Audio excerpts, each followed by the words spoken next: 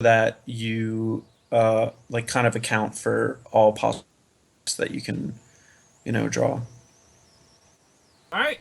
So let's Oh, sweet, we get to do it. we get to do it. Yeah. The beauty Right. about running 8 mans instead of doing dailies, I'm finding, is that Yeah, they we get to fire play so fast. much more. All right. So Yep. we won the die roll. We're gonna play first. So we have Oh an opening yeah. hand with one land and a pile of spells. Mulligan! Send that shit Obvious. back. Yeah, All you right. gotta you gotta do better than drawing. Okay, this is great hand. Yeah.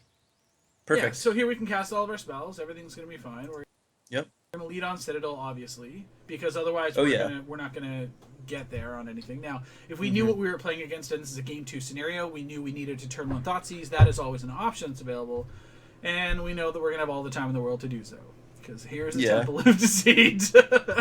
Sounds good. All right, Strap yourselves in, boys. It's gonna be a long one. all right. So we're just Well, gonna. I mean, we have good pressure. Hopefully, we draw another land or another two drop. Um, but and hopefully, if we do draw a land, it doesn't come into play tapped. But I mean, we can still Thoughtseize. So, All right. So let's Thoughtseize first, and then we can. Or do you want to attack so first? Like, hold on where a are you second. at? Well, yeah. So he probably has like Silumgar Scorn, and if he doesn't have a dragon, we can Thoughtseize. Um, but I think there's like, I mean, best case scenario with a Thoughtseize, you get like, their sweeper or something. Like we may not want to play it yet. And there's a chance he may just have like Bile Blight or something like that. So I may actually just play the Temple of Silence, Scry, and kind of wait to Thoughtseize until like turn four or if possible. Okay. And there's our I fourth mean, land. yeah, put that on the bottom. Flooding out is an easy way to lose, and I mean there's 25 lands in the deck, so and I mean if we just sit on these three lands and just draw all gas, that's like great. Yeah. We're bound to draw one more land before we draw a Siege Rhino. Yeah. But yeah, basically, like if he's got Bile Blight in his hand, there's a good chance that if on our following turn we just draw our card and attack, he'll just Bile Blight our lion, and then we could just give it a +1/+1 counter and actually get value out of our Jermoka's command and still have mana to Thoughtseize. So it'd be a really productive turn three. And if he doesn't do like anything to our lion, then we get the 3 damage in.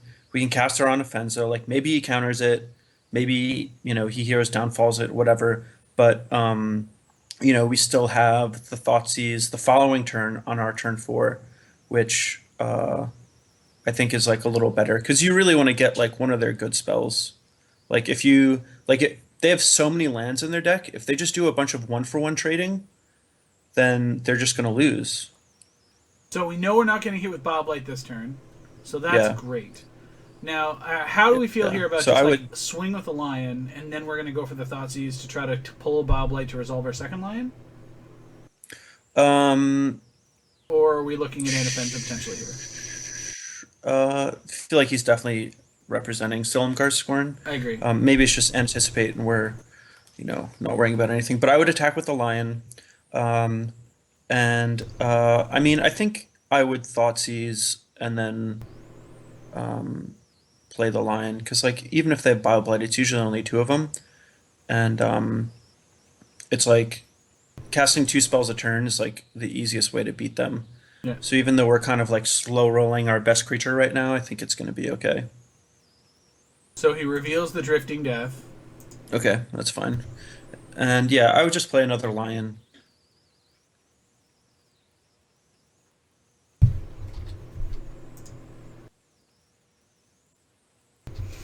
Like if he's just gonna get us, he's gonna get us. Like whatever.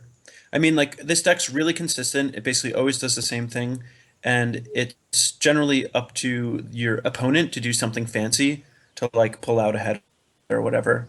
Okay.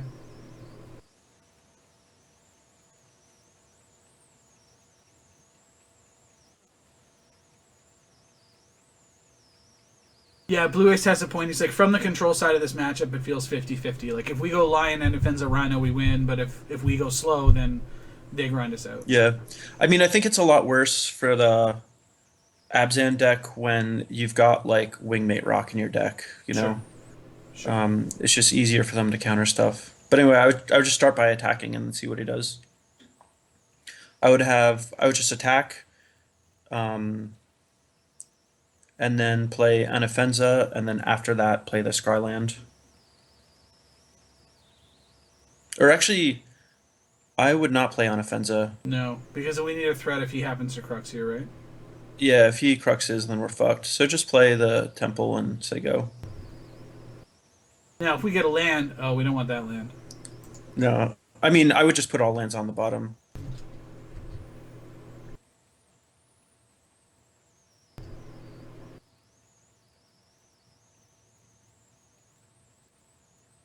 So we let that go.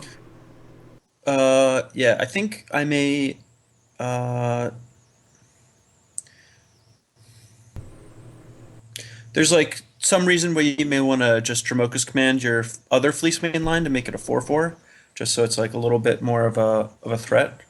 I mean, it's not like we're gonna get any better use of it. It's like he could play Ojutai, and that would be really annoying. But if he taps out for Ojutai, it's like maybe we do draw the untapped land, and then we have a 5/5 indestructible lion. So, Sure. you know, and like there's probably no way that he has Bile Blight because he He just would would have have Bile cast it. Blighted. Yeah, yeah, yeah. Yeah, but you know, like what else is that Dromoka's command doing at this point? Yeah, it's and I found too in my testing and playing with the other versions of the deck, it's like, yeah, here you go, right? It's just it's the worst card against this matchup. Like it's Yeah, absolutely just atrocious.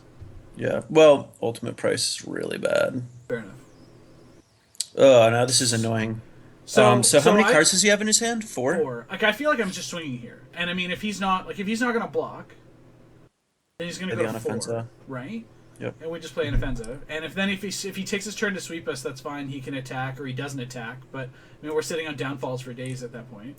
Yeah, I would attack. If he doesn't block, I don't think that I would play the on offensa Sure. because he would have to spend removal to um yeah, now I would play on offensa. But the reason you wouldn't play on offensa there is you know, he'd have to use mana to kill your lion. Yeah.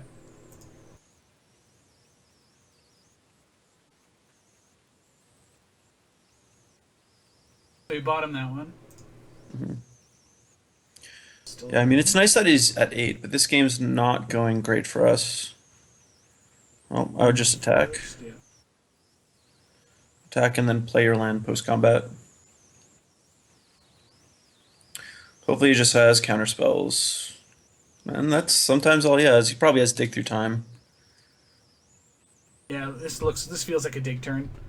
Yeah. Yeah. I mean still he's at 4 though, so he's gotta be really worried about like top deck rhinos. Yep. Um Like we know he has. So he now has 6 mana. We know he has enough to play the Drifting Death. Like we know that is in his hand. yeah.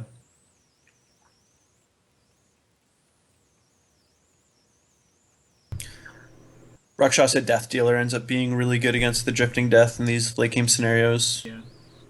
One of the few cards we have that just like can snap trade with it or snap kill it. Yeah. Yeah. He didn't cast it. Oh, because he could have just jammed it there. What was he doing? Well, I guess he's got to kill it. No, I don't know. Why Yeah. would you not just play the drifting death there? Yeah, maybe he's just deathly afraid of Siege Rhino. All right, so we're still getting in here. Make him do something. Yeah. I would get in there and I would not play the planes. Yeah, just keep it in our hand. We don't need any more mana anyway. Yeah, well, I mean, you do want mana, like if there are scenarios where you could draw something and we get it. Oh, that's awful. So, do we want a hero's downfall or on offensa? Will that change anything? I don't think that'll change anything because it just targets the player. Yeah, well, that sucks. We lose our guy. He's at 8. Sucks a lot. Yeah.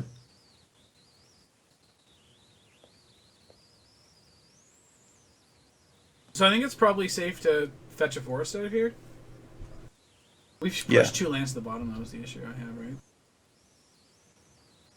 Uh, yeah, two come into play tap lands. Yeah, so I mean, you probably actually want to just leave it then.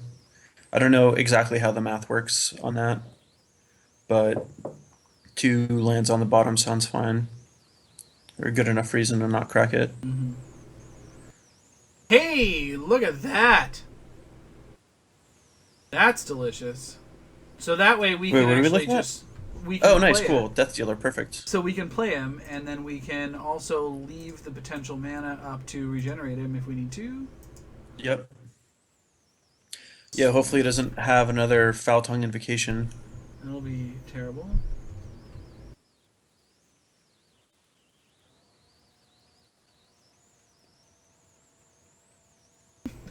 Don't do it! No! That's our guy. It's like the worst card. It's just so atrocious. Yeah. That's definitely one of their like best cards against us. Because I mean, like that Rakshasa Death Dealer can be a real pain in the ass. Yeah. Hopefully we just draw another.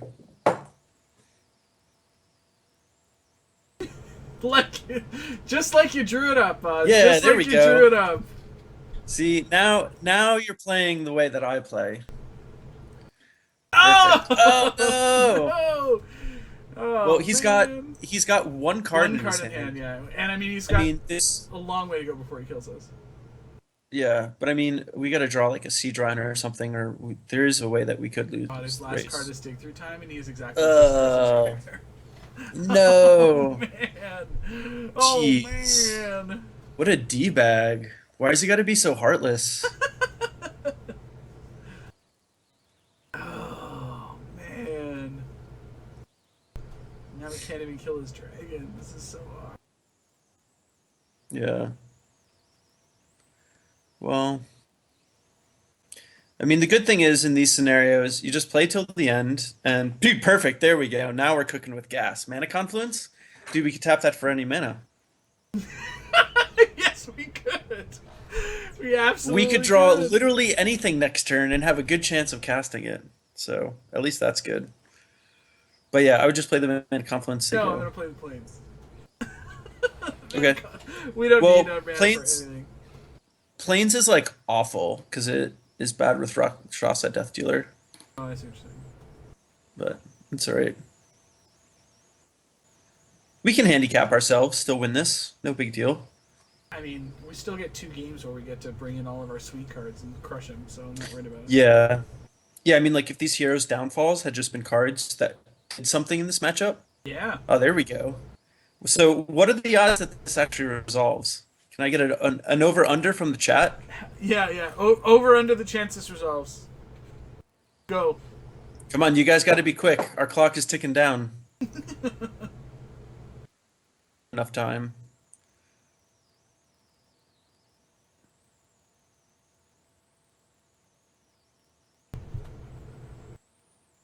%? No, dissolve.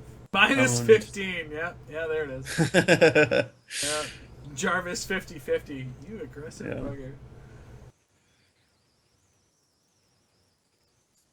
Yeah, I think we're getting pretty close to the concede territory. Just because our clock's at like 16 minutes.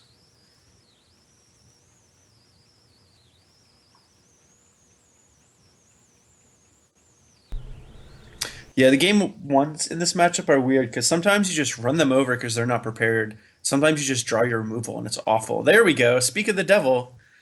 The worst card in the matchup. All right. Alright, get the hell out of my deck. Yeah, These so downfalls basically what you aren't want to very do. good either, right? Yeah, you want to take out the 2 ultimate price and 3 downfall and 2 Dramoka's command and bring in duress, 1 Thoughtseize, and 2 Valorous Stance. Oh, you said 2 Valorous. 2 Valor Stance and a Johnny. So 1 Yeah. Nissa or no Nissa?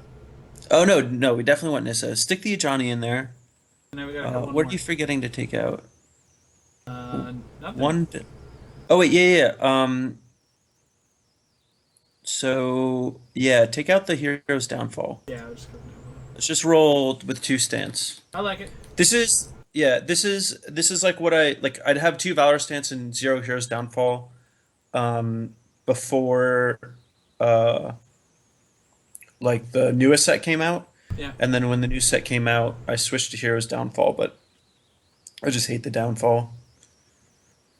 I'm glad you say that. I'm starting to really get down on it myself. I'm just like, I started at 4, I was down to 3, and now I'm entertaining Yeah. like 2 of them, you know? And it's just because Valorous Stance is like the Yeah. stock on the card is picking up so high for me, just because of the versatility of it, right? Yeah. Yeah, I mean it's a great card. I really value just having all of your main deck cards being as good as possible against all decks. Mhm. But yeah, I mean like 3 mana is just annoying. So this is it's not the greatest hand. So this is actually a tough question as to whether or not we play the Waste or the Sandstep Citadel. I would be inclined to. So the Alexander Hayne list had 2 Bile Blight in the main and 2 on the sideboard.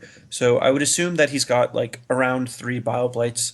I would definitely keep, and I think I would just play the Landwar Waste on turn 1 with the intention of playing Sandstep Citadel on turn 2 and not leveling the Warden so that we can like top deck a untapped mana to play Brimaz. Brimaz. Although if we draw, no, I mean we should probably just play the Sandstep Citadel first, just because if we draw a come into play tapped land, we can play We it can on still turn play the 2 Warden. and play the Warden.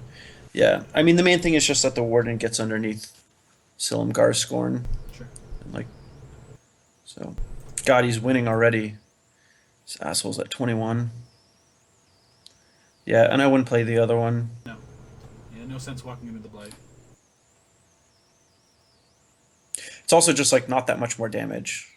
So it's like high risk and low reward. Oh man. So Well, attack and go for the pump. yeah, I would just attack and pump. It's gonna be awful when he can ultimate price it and Bile Blight it, but it's like whatever. We didn't play the land to do nothing with it, That's true. you know? Hey, there you go. Yeah. I mean, that's the thing. Like, You if you may be just build short your. on land. He didn't crack that fetch land. Yeah, that's a good point. I guess. Ugh. Well, now I would attack, and if he doesn't do anything to it post combat, I would play the other Warden. Well, actually, maybe it's worth just holding Valorous Stance. Yeah, that's what I'm thinking. I mean, he could just foul tongue us, which is No, I would just play the Warden post combat. so tempting. Like he'd literally have to be ghosting us to cast Bile Blight now. Okay, well, it's like I mean, why would you do that? Oh man. You know? I mean, yeah. I mean, the chat's right. Maybe he was holding up Scorn for our 3 drops that we didn't play. Yeah, I don't know. I mean, that's definitely like a reasonable conclusion, but um, it's like like what else are we doing? So Anafenza So is what we're doing. yeah. Hmm. That's what's for dinner. Oh yeah, delicious. Probably gonna get countered. My clever girl. Yeah, all right. No. Yeah, but what else are we doing? Sweet nothing. You don't win Yeah. games by doing nothing. Oh yeah, that's true. Especially not against a deck with a bunch of fucking card draw. Well, that's bad. That's seriously bad for us. Yeah. Hopefully we draw Hey! something good. You want to Oh, let's resolve the Rhino Siege him. Rhino? Yeah, okay. Yeah.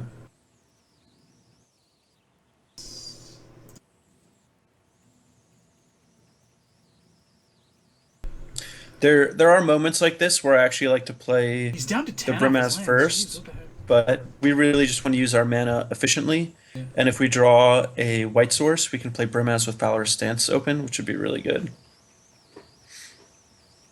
This is going to be a very hard game to win, though. Ojutai is a very fierce competitor.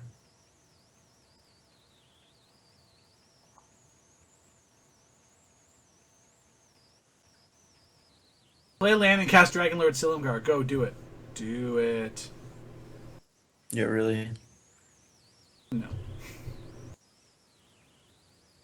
So he's Sure, dude. 100% got a Scorn in hand. Yeah. I mean, they play four, like, well, this works out well. Duress you? Oh, yes.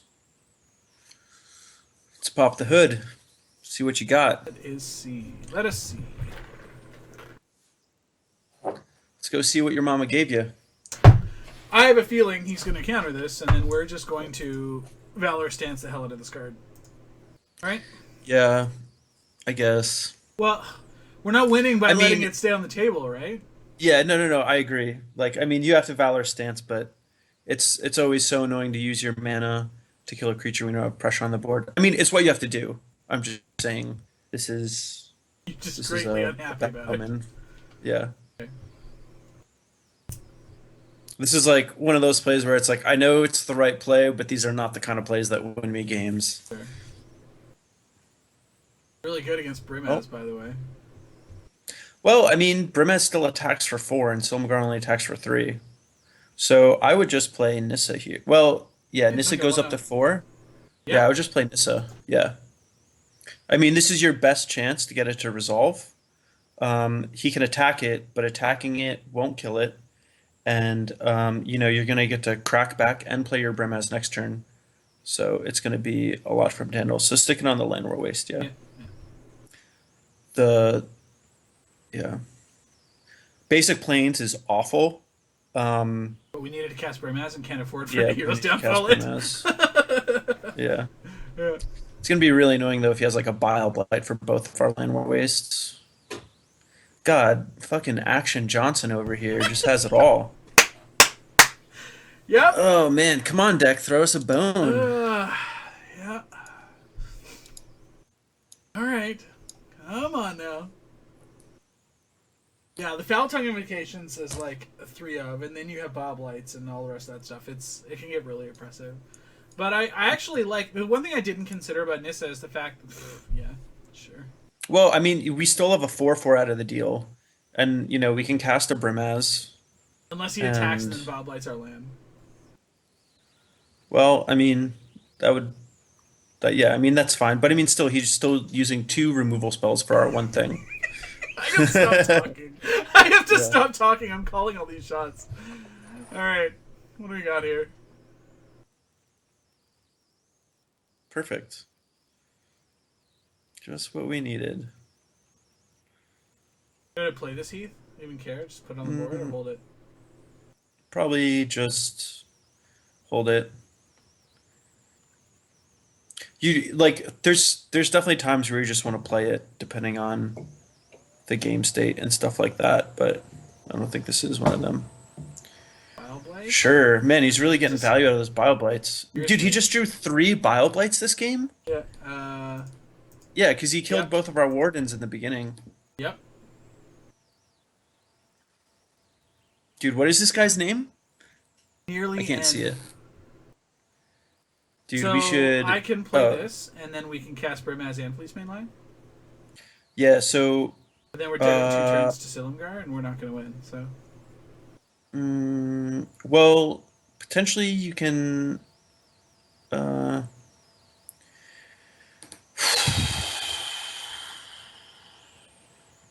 well, this is just stupid.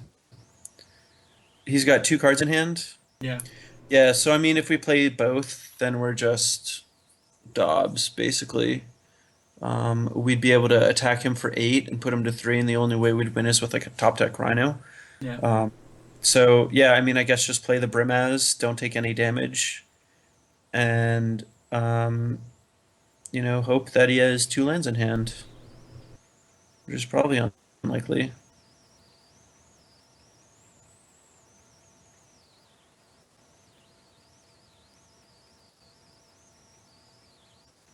So far, so good.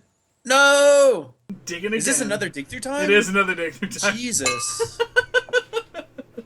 God, this guy knows how to hack the program. It's pretty good. Pretty powerful, this dragon deck. How much? So, did you play against it very often?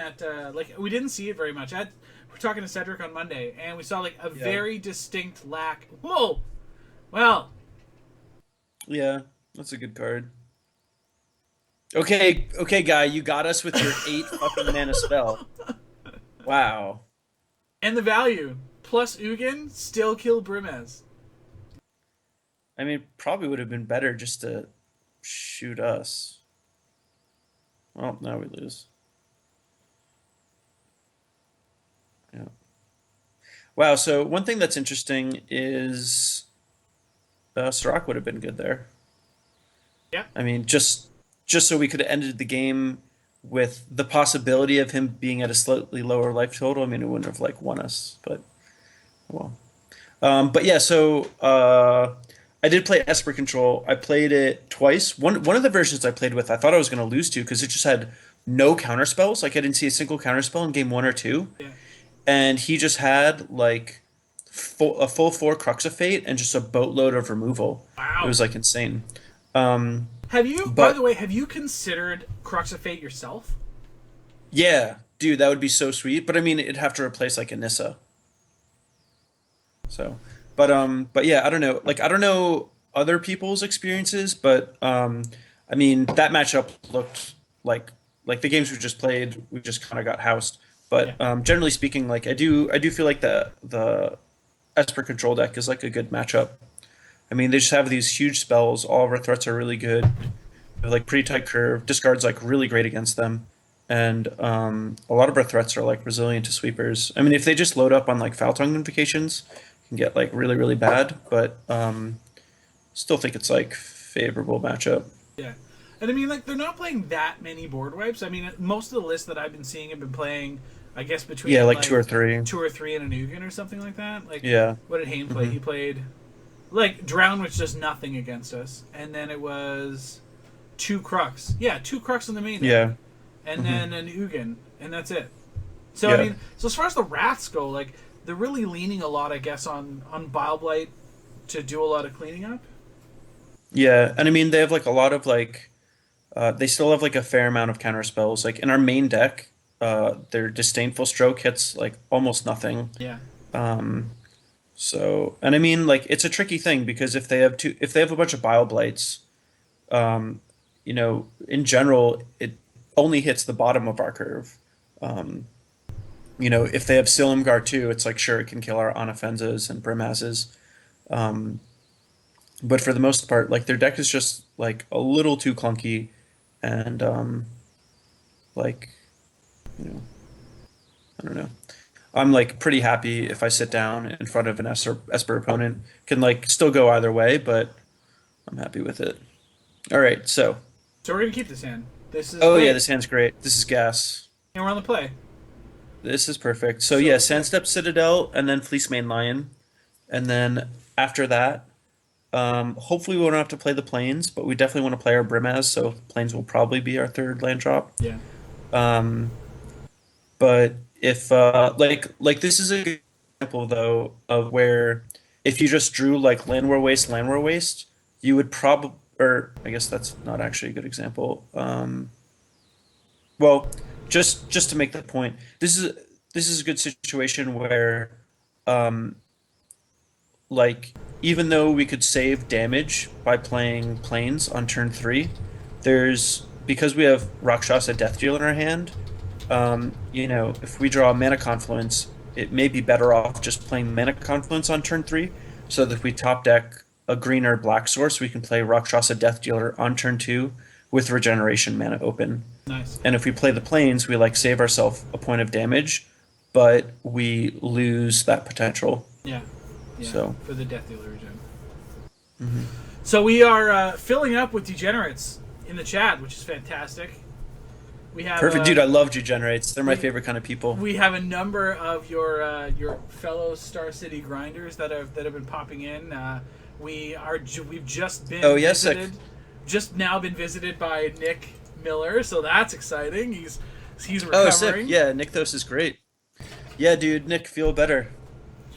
So I have the chat open, but I'm just not even reading it. It's like on the side. yeah, It's yeah. like clearly in my vision, but I don't know.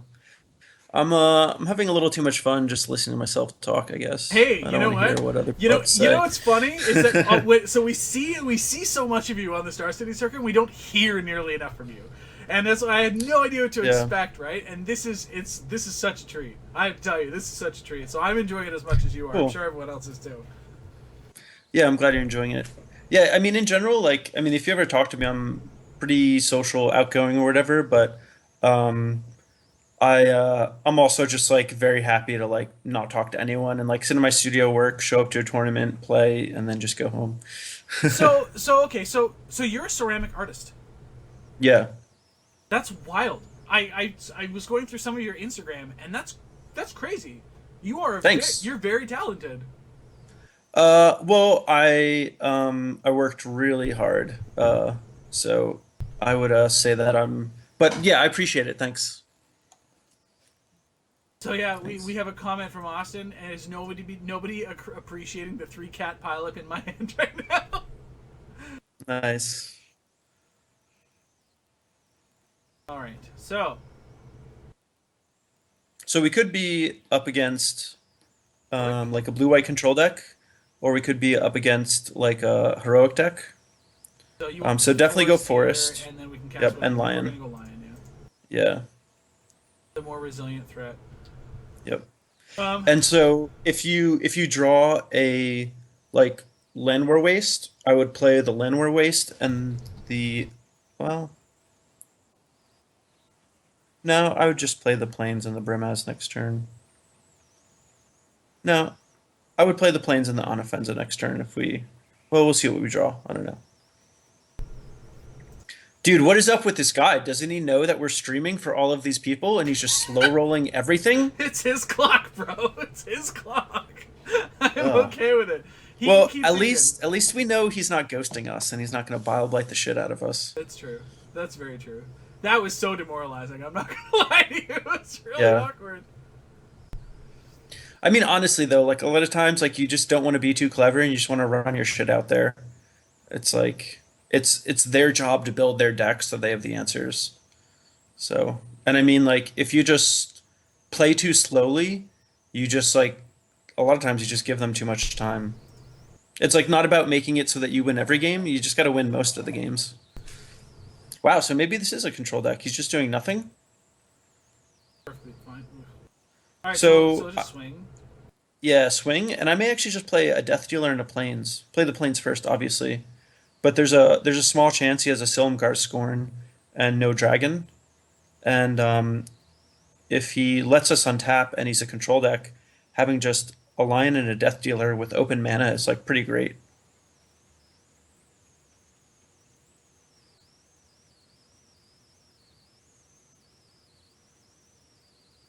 All right, moment of truth. Nice, What do you dude. We got? have the extra one, so it's all good. Yeah. God, I hope he doesn't last breath it. Don't last. No! Oh All right. God. Well, at least we know what we're Brutal. playing against now, don't we? Dude, who the hell even plays that card? Dude, Oh my didn't God. fucking Reed play this deck in Providence? Like, Yeah, but I mean, like, come on. Like, God, what a man. unreal. Well, I mean, at least we're at 24. I mean, that's kind of sweet. We're just gonna So yeah, I would bash. Yeah. swing. So our threat probably isn't going to resolve. So I would play on Offensa.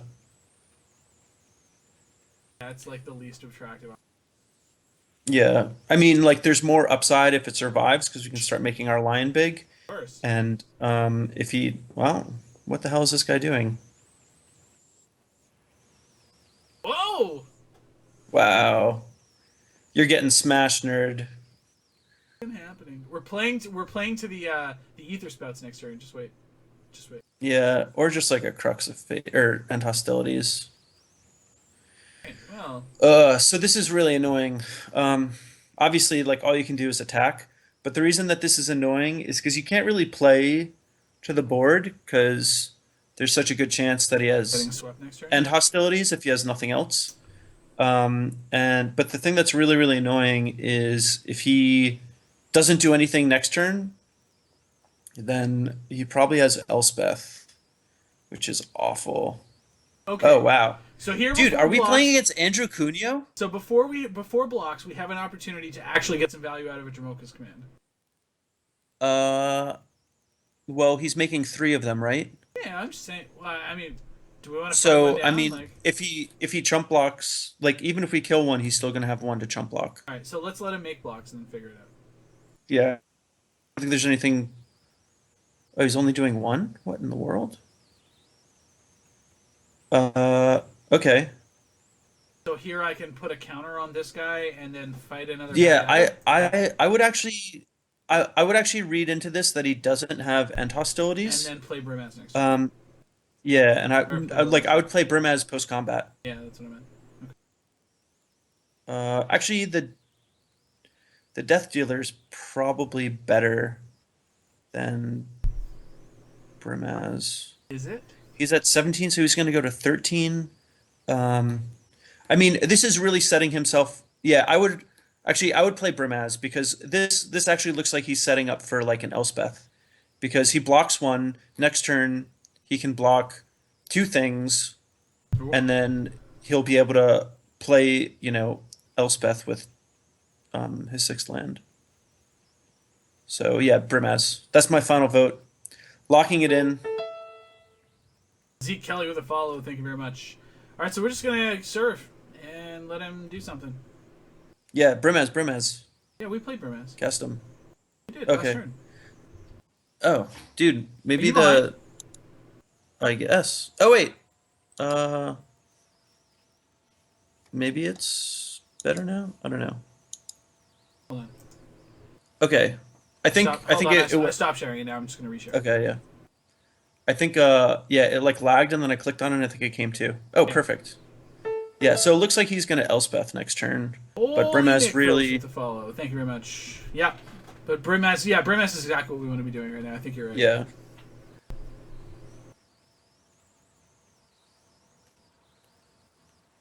So if he has Elspeth, we're gonna feel great with our Brimaz. If he has end Now, hostilities, we're gonna wish last breath. what the Oh, he's last on his breathing his own own thing. guy. Ultimate price? Wow. Ultimate price? Ultimate price? Yeah. Like, what else are we gonna do? Or wait, no, Dramoka's command because we get an extra point of damage. Hey, sick. We can make our To use this make one? the cat soldier a 2/2 Okay. because we don't want to make Brimaz a 4 power because then he can minus, which is really annoying. Yeah, and have Brimaz fight the one that's getting last breathed. There we go. Main I mean, sure, technicate. sure. Like that's what the hell else are we doing with that Dramoka's command? Nothing. That's perfect. Yeah, if he has end hostilities here, we're gonna really wish we played the Death Dealer over the Brimaz, but Unless we there's draw. no way of knowing. Well, yeah, I guess. Even if we draw Swamp. I mean, we could draw a land and just play Rhino, though. That'd be fine, too. Yeah, Urborg would be good with the Death Dealer, but Urborg would be gross. Turn that Swamp into production. oh yeah. Dude, maybe our opponent's Esper though, and if we played Urborg, we just play right into his Takes hands. all of his mana. Yeah. Like, did you a favor? Oh. Alright. Oh, that's fine. Wow, now we wish we used that ultimate price instead of the Jomoku's command. Yeah. Well, Well, I can still put a counter on the Fleece Mane Lion. yeah, I mean just attack with the two big ones.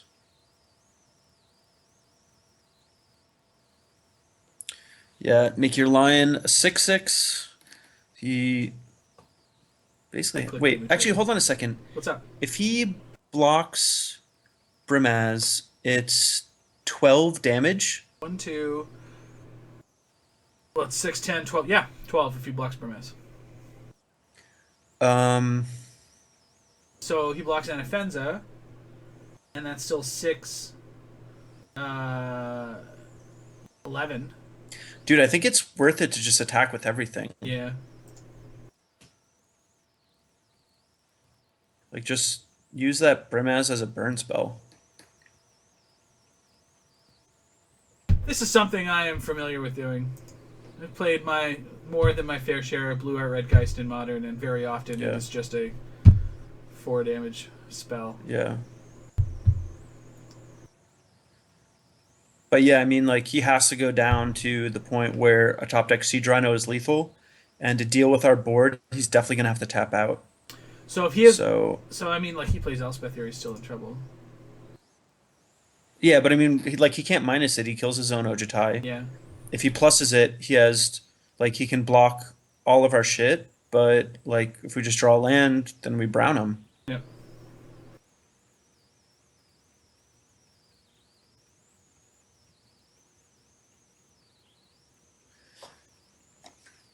Dude, is someone like posing as Jeff Hoogland? No, it's actually Jeff Hoogland. Why? Dude, Jeff, you can't have Brimaz or Anafenza put a counter on a untapped creature. Yeah. It's a fellow tapped creature. Non-bow. All right, dig to something good, you asshole. Nope. Got nothing. Yeah, Alright. there we go. All right, so Perfect. what do we want here? These heroes' downfalls are fucking miserable. They are just gonna go. Yeah, just sideboard the exact same way as the last one. Take out all the downfalls, all the Dramoka's command, all the ultimate prices, and then you bring in all the good cards. The Ajani's, the Nissas, the Stances, the discard. There it is. Dude, perfect. You got this down. Not my first rodeo. Oh man, Jeff, I just don't play your crappy Abzan cards.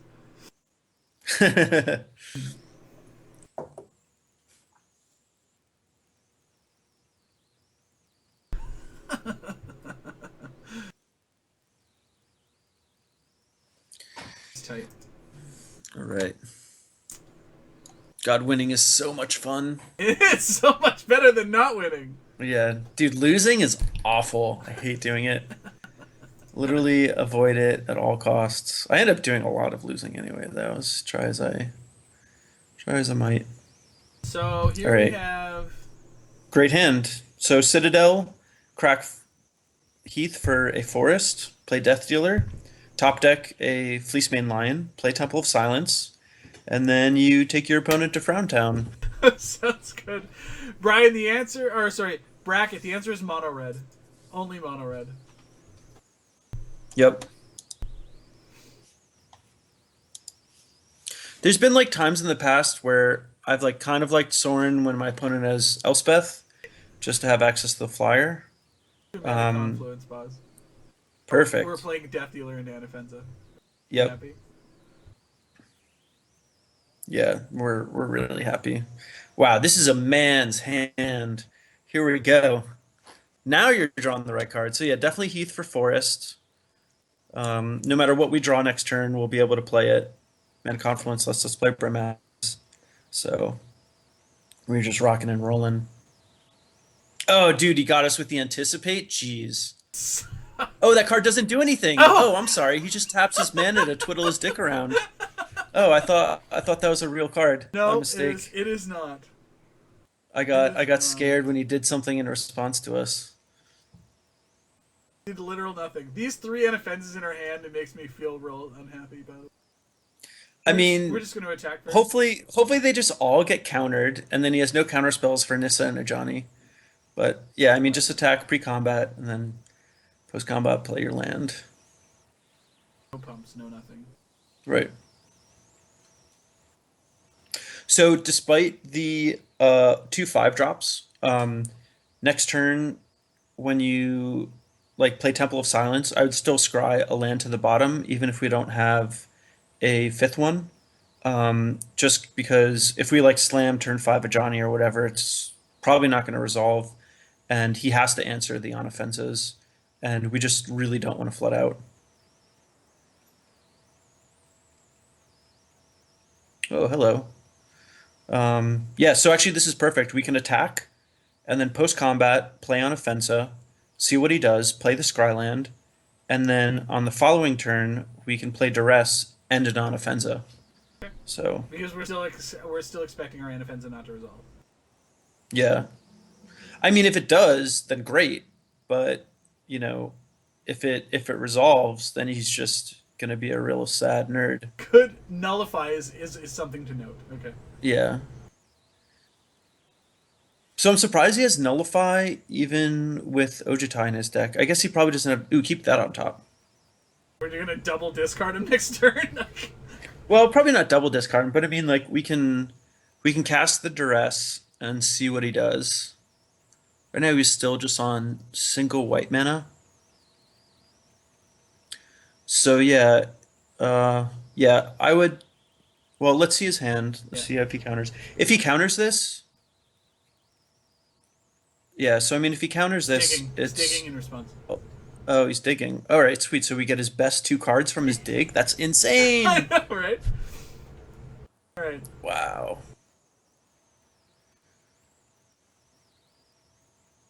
But yeah, so I mean, this is like a perfect example of like dig through time. It's a sweet card, but it's like not very good card advantage. It's a 2-for-1. Like right now, he's got four cards in his hand. Okay. Okay, so yeah, take the Perilous Vault and the Elspeth. Yeah. Yeah. Obviously. Okay. Yeah, and then I would attack and pump. Because he's got nothing anyway. Yeah. But yeah, I mean, this is a perfect example of how like these control decks, they can just flood out. Like Dig Through Time is just a 2-for-1, and like their deck, you know, needs all of its lands. We can just scry all our lands to the bottom. Well, I'd like to draw one more. Then I can stop. I mean, the thing though is like right now, if we draw a land, it's great, and if we draw a spell, it's also great. Sure. So it's like, Unless you know, it's another right. Nissa. Yeah, I mean, I don't know. Multiple Nisses is can be pretty good too. Hey, it's Unless a it's win. like you play one and oh, that's annoying, but whatever. So, Or you wanna resolve an offensive here? well, I would just attack. Yeah, obviously. So is he gonna secure the waste for 3 here? Probably not. We know he's gonna knock out counter magic, right? So we totally resolve Anafen's on this turn. Yeah, yeah. I mean, like you just always want to cast all your spells. Yeah. This one.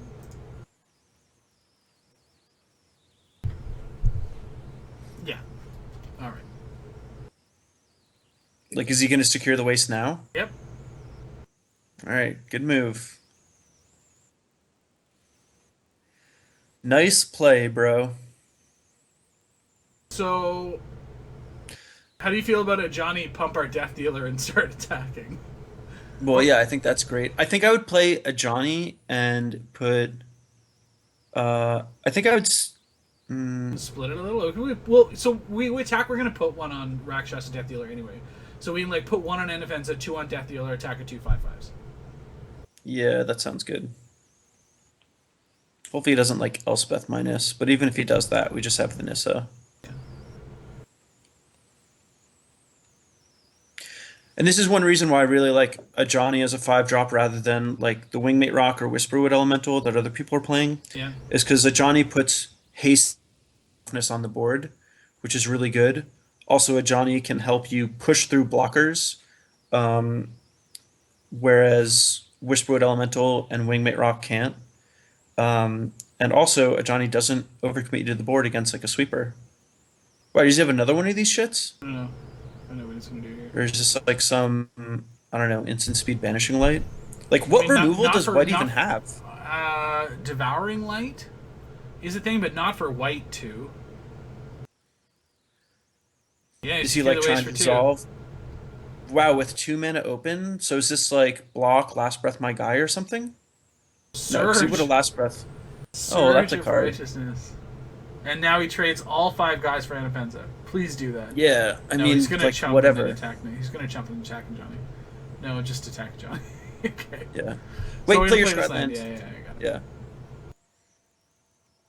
I mean, he's in top deck mode Yeah, though. we're putting this on the bottom. And next turn we get to play Nissa, attack with both, make our like token a leave probably leave that on the bottom. Yeah, I shipped the duress. There's no way I'm. But he's Yeah. he's got literally 0 cards in hand except for this one. Yeah. So yeah, I'm totally shipping. Mhm.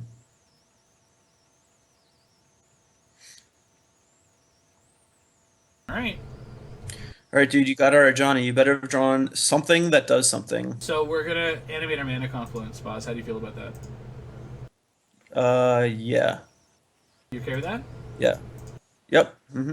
Okay.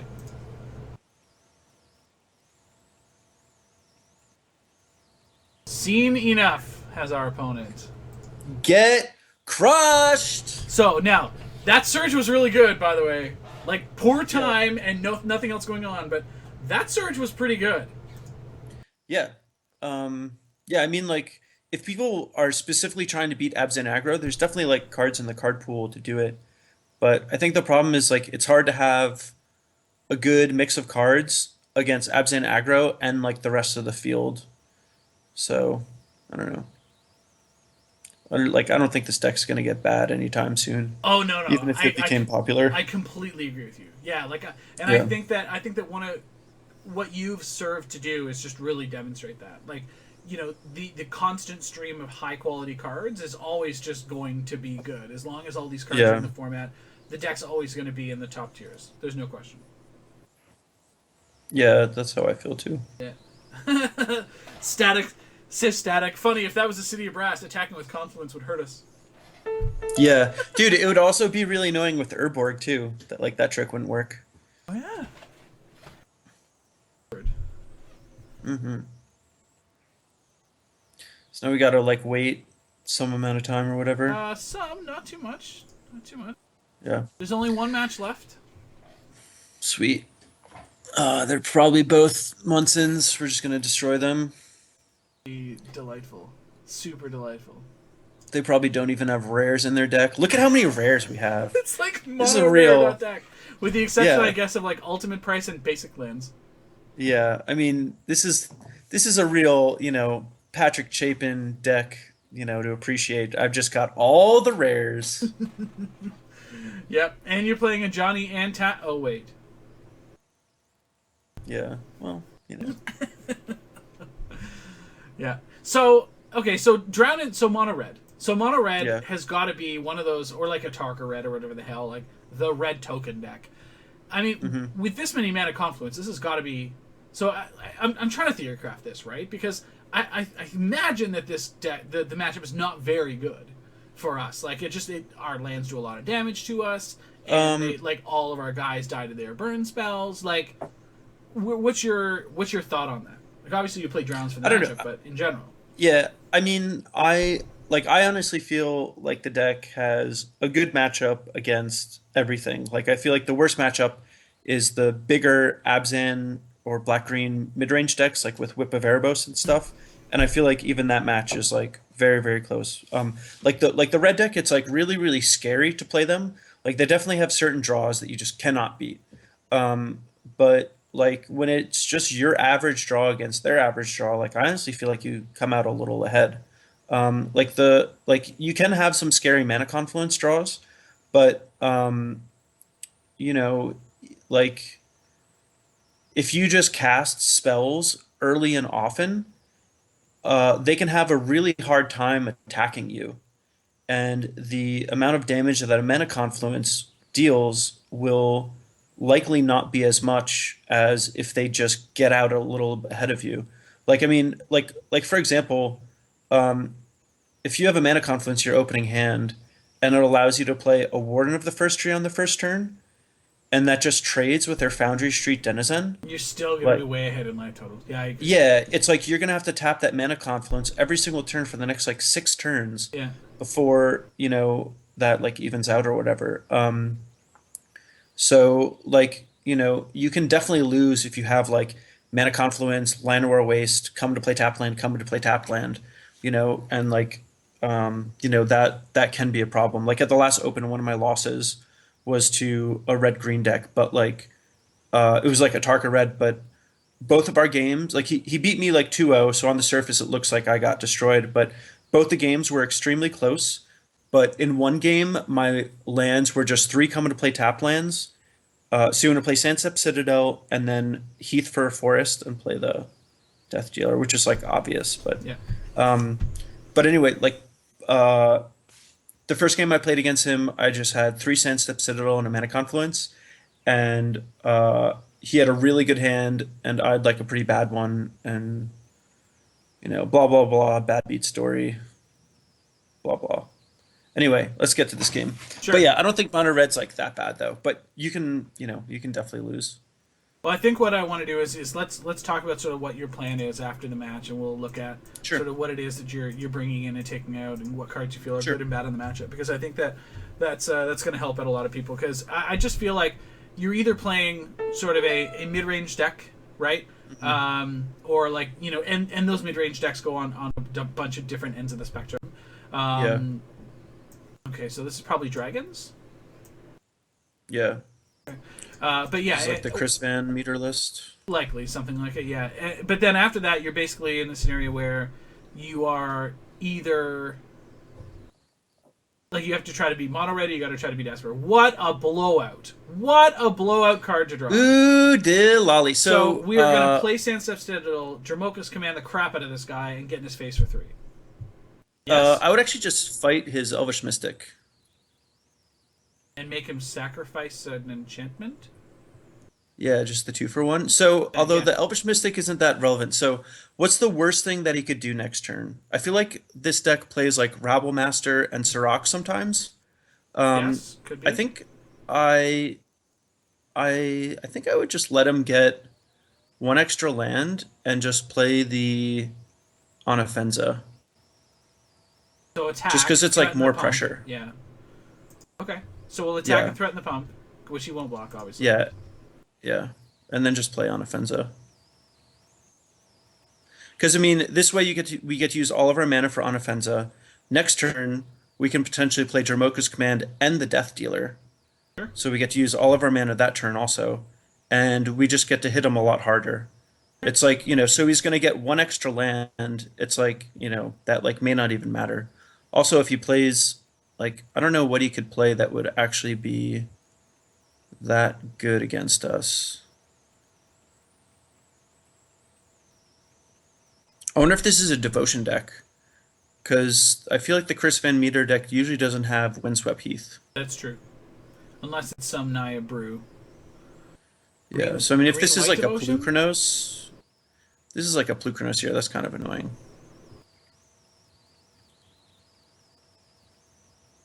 I wonder if he has Dramoka's Command and he's thinking of fighting your Death Dealer while you're tapped out. Huh? Or like Valorous stance on your Onofenza. Wow. I mean, whatever though, this is like, fine. Like he thinks he can block with that thing now. All right. So we're just gonna attack here, right? And we're going to. Well, you want to sack fight. You want to sack fight first? You Kills- just want to just do it, and then Yeah. play our Death Dealer. Yeah. So let's play that. Yep. Sack fight. You. Yep. This. Because, I mean, if this was the best thing he could do this turn, like, what's he going to do next turn? Not much. Yeah.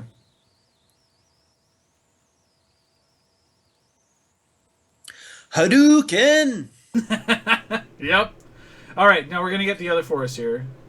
So that's Yep, gonna make play the this Death just Dealer. of plains. Yeah. Fucking planes. A lot of plains. Yeah. Yeah, the fetch lands really are the worst kind of mana fixing. But the problem is, right? Like you can't not play them. Yeah, exactly. That is the problem. Okay. Wow, power play. This is probably just some like Naya ramp deck. Yeah, exactly. Ooh, that's gas. Wait. But 3 cards in hand. It's probably worth it to cast it. You think? I mean, I would attack first, Okay. see what he does with his So open let's mana. do But yeah, I mean, I would Thoughtseize him. I mean, he either has all lands or like a good fatty. So my concern here is he's played the red. So I mean, it could be strike. It could be any number of things, right? Yeah, but I mean, he's not going to use like if he has Lightning Strike, he's not going to use it when your black is untapped. So this way, at least you get The damage. the damage in with the Death Dealer.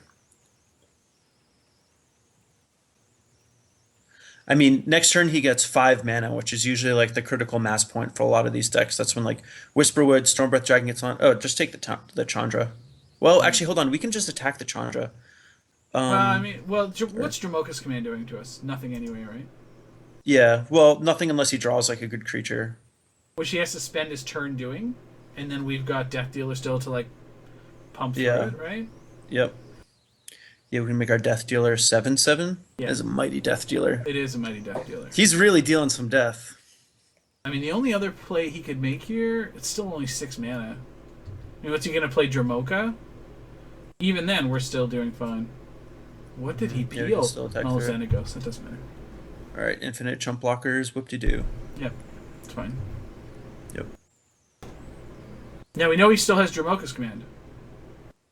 So if he +1/+1s Yeah. to Satyr and fights down our Death Dealer, that's a thing. But then Xenagos dies? Or we attack Well, him first and then put him to 3? I would attack him and put him to I 3. think so, right? Yeah. He can't let me on Well, tap here. What are you doing? Are you high? Come on, man. Just Hey, spend I the mean, Dramoka's command. That's the last card in your you hand. you got to take those gifts when they're given to you. Right? I mean, if all of my opponents played perfectly, I just never top 8 anything. You know? It's probably true. I mean, I don't think anyone would if everybody played perfect. You know, like, Yeah. we just have this terrible sea of... Yeah, okay. I mean, he's thinking about it. I mean, I guess he's thinking it's like it's the only card he has. So Alright. we draw. I mean, they're maybe we should actually attack the Xenagos. Because otherwise, you're just going to fog our creature infinitely. Yeah, just attack the Xenagos. Sure.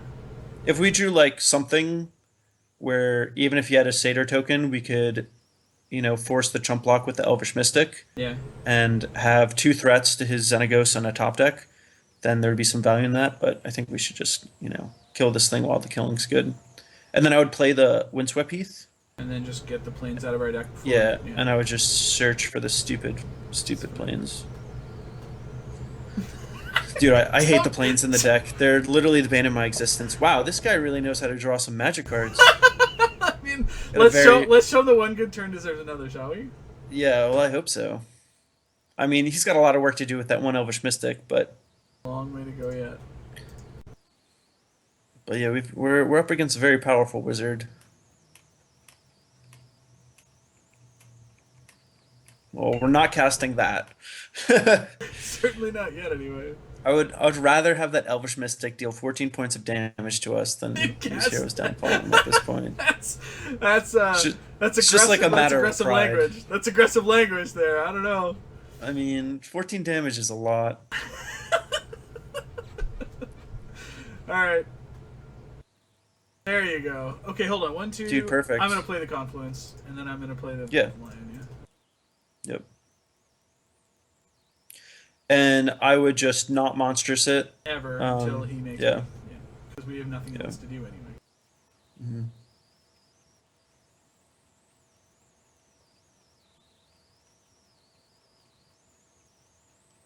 So that's kind of annoying.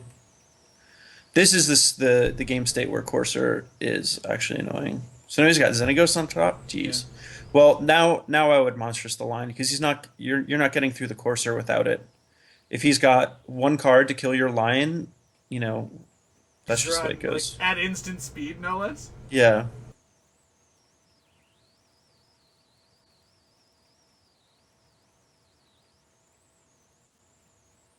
Let's see how powerful this wizard is. Holy God, he's amazing. Oh my god. Dude, we should have He monstrous fucked in up. response. He just fucking. Wow, this guy's great. Wow, I like this guy.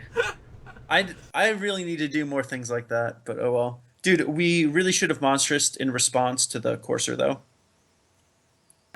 So that he wouldn't Yeah, have the just information of what's just in on case like the last card in his hand was Dramoka's command. He could have fought in response. But anyway, don't use the hero's downfall, just attack. Yeah. And we'll downfall the Xenagos when it comes out.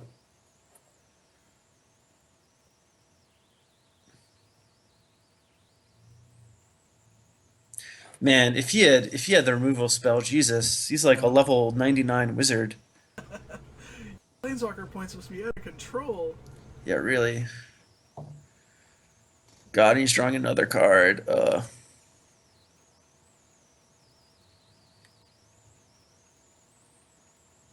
It's getting pretty annoying. So I think do we have to Jeez. rethink this this whole Xenagos killing thing. Uh, Stormbreath Dragon's gonna be real awkward. Hopefully we draw like a Warden of the first tree next That'd turn. be super good. So let's see. We've got 8 total mana. So, and he's drawing Stormbreath Dragons. Who knows? He's not drawing a removal spell. So I think we're fine to not Hero's Downfall and see what we draw and then decide. We're down to 10. Yeah. It's true. Hopefully we don't go to 0 though. That would be That's the fun. goal. Hey! Well, that works. Alright. So I'll play this Wastes. Yeah. So I would attack. Would I attack? You just downfall the Xenagos? No, I think you have to attack. I think you want to attack him. Yeah.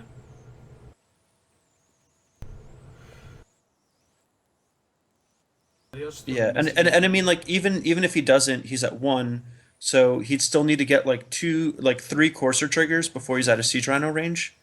So you just want to put him in a spot where, you have things that can just end the game on the spot.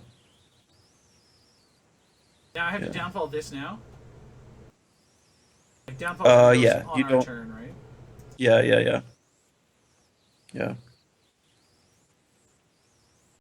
It is a little annoying that we're taking 2 extra pain because of the way we sequence things, rather than downfalling the Xenagos at the end of his turn.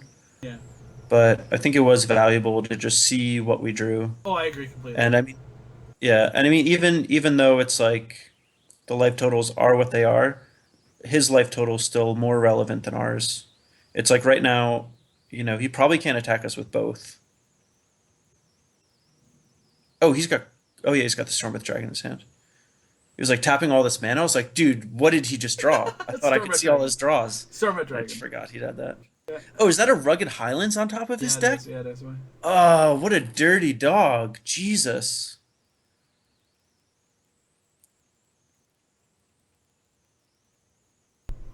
So we're gonna take. Man, he's got his like +5 +5 wizard cape on while he's playing these games, I can tell. Okay, we're gonna draw line. Okay, so does this kill us? No, we Oh, just but he's at killed 6. the. Yeah, he's at 6. He's at 6. Yeah. Yeah. It was worth a look. Yeah. Oh yeah. Yeah. It's always worth it to check if you can just go to a low life total and then kill your opponent. That's a good thing to check for. All right, so we're at 6. Yep. High game. Yeah. And we should know the card in his hand, right? I like having to keep him track. Someone in the chat, help us out. So Just attack. we just have to attack. Yeah. Okay. I mean, if we don't attack, then he doesn't attack, and he has a courser and we don't. Yeah, that's true. He gains 2 next turn. And yeah. Yeah, I feel like we should know what's in his hand, but I just have no idea what it is. All right. Well- At least he's got 2 No, fetches. yeah, he's got. Yeah. Hell. Wow. Well, that's a big thing. Dragon At least it Lord doesn't. Tarka. At least it doesn't. Killer Lion. Yeah. That's kind of sweet. Hornet Nest. Look. Wow, the main deck Hornet Nest. This man came prepared. Certainly did. That's like the sort of card where if someone has that like main deck and they played against me, and they beat me with it, I'm just like, yeah, sure. I will always lose to you when you have that card, and I just don't even care because you're just never going to beat like a control deck. You're just not going to be good against the field. Yeah. All right, so this puts us to 4. If we draw Hero's Downfall, that would be great. And if we draw Siege Rhino, we still lose.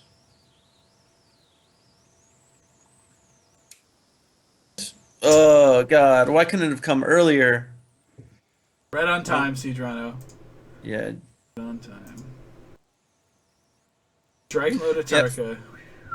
For a little while I was trying like 24 lands, Mm-hmm. but you like really need to hit your first 4 land drops. Yeah, I agree. All right, so what we do here is we want to take out the 3 Brimaz, and we probably want to take out the Tassiger, and we're going to bring in the um, three.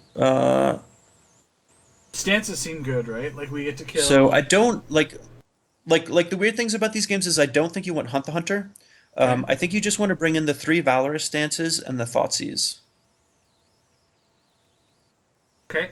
So is this not a matchup where like your planeswalkers will do work?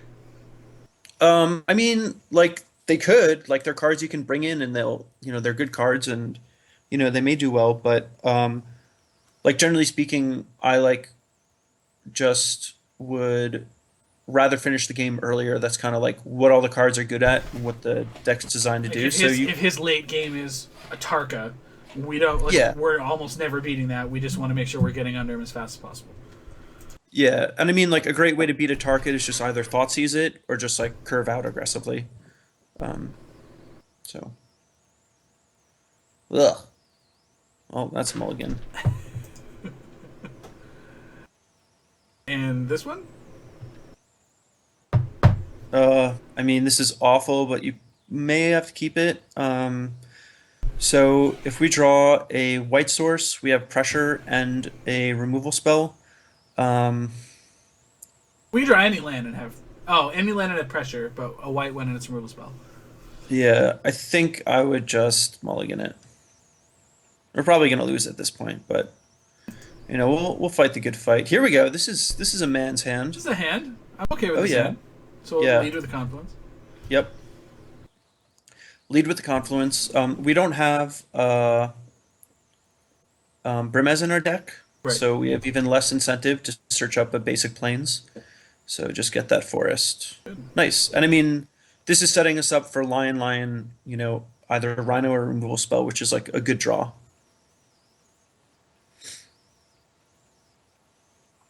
And we're off to the races. Let's get her done, Mr. Mm-hmm. Kurosaki. Get my Nikes on. Hey. Let's do this. Hey there, So just sexy another cat. Lion. Yeah, we're gonna bash. Hey. Oh God. Anger of the Gods. Whatever. All right. Just saying. Yeah, I mean, I want that card. yeah, top that. Yeah. Doesn't kill Stormbreath Dragon, but it kills everything else. Yeah. Here it comes. Ready? Oh, please don't my say God, that. we're still Thank God. alive. Ooda lolly. All right. So yeah, just swing and add to the board. You want to add to the board here? Yeah. You're the boss, Boz. Dude, I like my beats fast and my curve down low. Just gotta get in there. All right. Oh, there's the hornet nest. Okay. Yeah, it's a stupid card. Um, well, at least we don't have Hunt the Hunter in our deck. Say, does Hornet Nest say die on it? Hornet nest is dealt damage. Oh god, that's annoying. I Yeah. hope, dude, if he plays Chandra next turn, that'd be awful. Well, I would just play Onofenza and say go.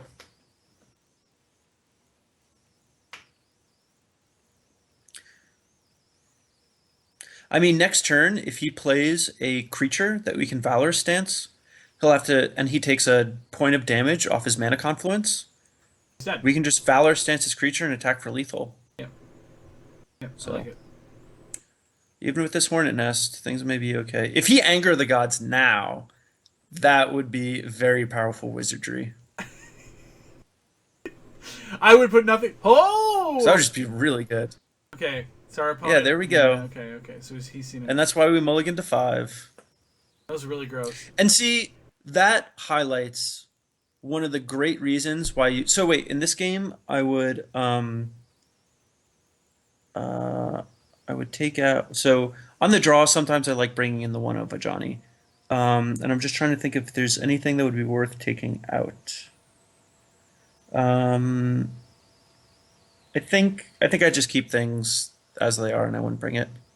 But anyway, my the point I was making though was just that was like a perfect game to highlight why you just dodge a huge amount of variance and like by not having expensive cards in your deck.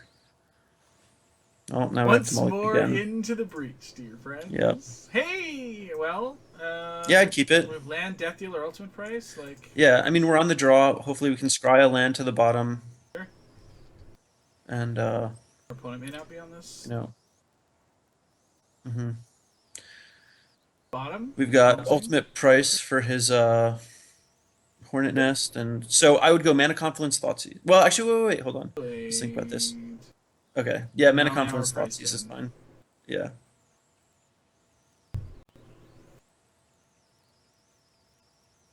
So now we're gonna like snap take this Caryatid and production, Mm, or you want to I take this Dramoka's command? Or I this Xenagos? Like, think I what want do to you take the Xenagos. I mean, yeah, I would just take the Xenagos. Like, I mean, best case scenario is he doesn't draw lands, and then he's still kind of screwed. think? And worst case scenario is he draws lands, and we basically just spent our first turn stone raining him, which is like not going to be good. Sure. So I don't know. In scenarios like that, I like to um, just assume that my opponent's going to get some lucky, and so I don't think taking the carriage there is like very good for that reason. Okay. Because I mean, if they just get unlucky, then I'm probably going to beat them anyway. You know. Forest, death dealer, So Court of Calling is 3 green and X. X. Yeah, So and Hornet Queen or Hornet Nest is a three. 3 mana Yeah, spell. it's gotta go for 6. Wow, is this gonna be a Courser? Dude, this guy's insane. Wow, I do not want him to play that card. There it is. Yeah, at least we can just Hero's Downfall it. Dramoka. Yeah. So this turn, if we don't draw anything good, I would just play Temple of Silence and Ultimate Price his Courser. Courser, yeah.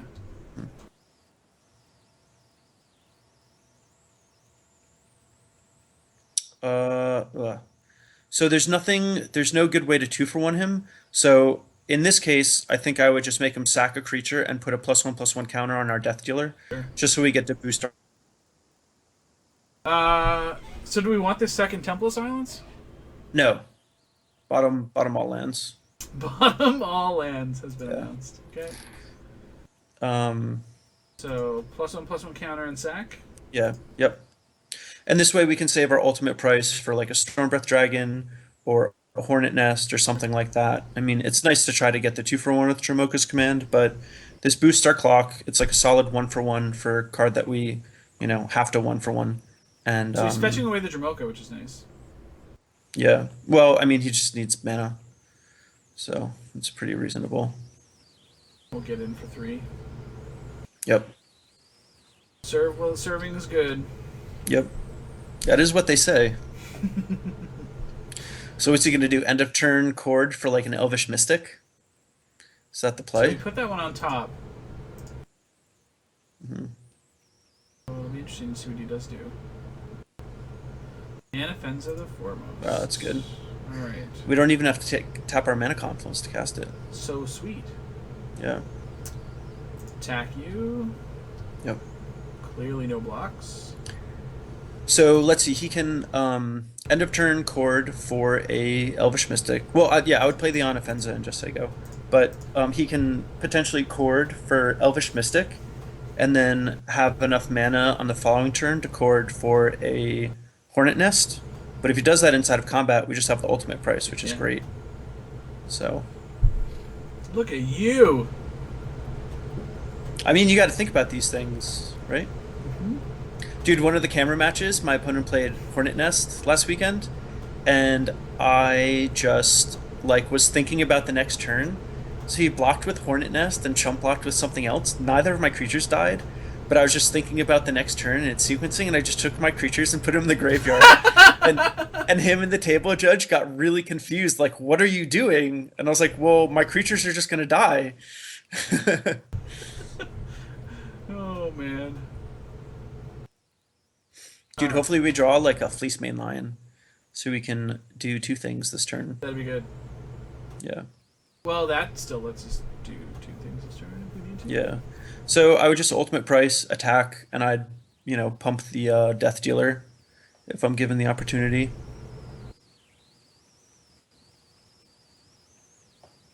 I mean, it's the same thing, confluence or waste here, right? So you're just gonna chord for something else? Oh, dude, wait. What? I ultimate price discard. Or I think And he's Jamoka's commanding. We should have played the Limeware Should've Waste played the land first. first, yeah. Oh well. It's alright. We knew he had the Jamoka's command So- too, right? Yeah. Oh, whatever. It's fine. Well, I mean, it's less fine. Yeah. Now we have Hornets to deal with. It's less fine. Yeah. Putting a 1-on counter Well, on your carry. Dude. At least we didn't declare attackers. This is very true. Yeah. We're certainly not going to declare attackers this way. Well, no, you can attack with the Death Dealer. Yeah, so I guess we can't.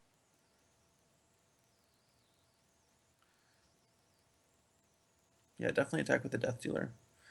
But yeah, now we gotta draw like, I don't know, Fleece Main Lines and stuff. It's a monstrous. No blocks. Oh, maybe he's got another chord. Wait, pump, pump, pump. Oh, yeah. Oh well. Yeah, you just gotta get that damage in while the getting's good. I mean, like we know that he, has like some really insane stuff, like the huge 8/8 dragon that can just snipe it. But in these decks where, like, especially now that the ground is getting like more and more locked up, you want to like squeeze in those extra points of damage. But it's not a big deal.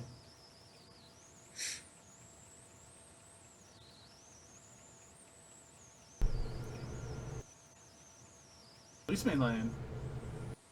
Yeah, there we go. Yeah, let's play it. Attack with Death Dealer first? Yeah. You can chord for a Tarka. Ugh. Yeah, that would be annoying.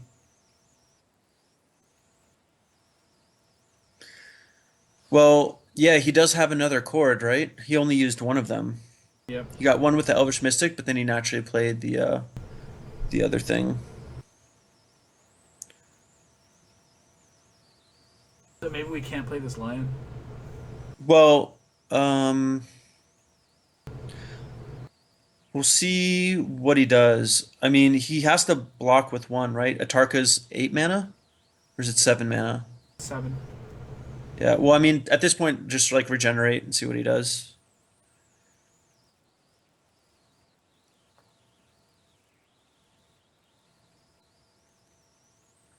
So now if he gets a Tarka, he can't kill both of our creatures. He'd have to pick and choose. Yep. And then we still have Um, downfall for his Tarka anyway. Right, yeah. I mean, the thing is, if he goes for our Death Dealer, I would really like to regenerate it, but we would take 2 damage to do that, and then he'd be able to crack in with his yeah, we'd just be dead. like actually he'd be able to crack in for lethal because his Hornet's not going to die if we regenerate our Death Dealer again from yeah. So okay, well, in that case, yeah, I wouldn't play the lion. No. Because we just have to downfall this thing. Otherwise, he just whacks us in the head way too hard.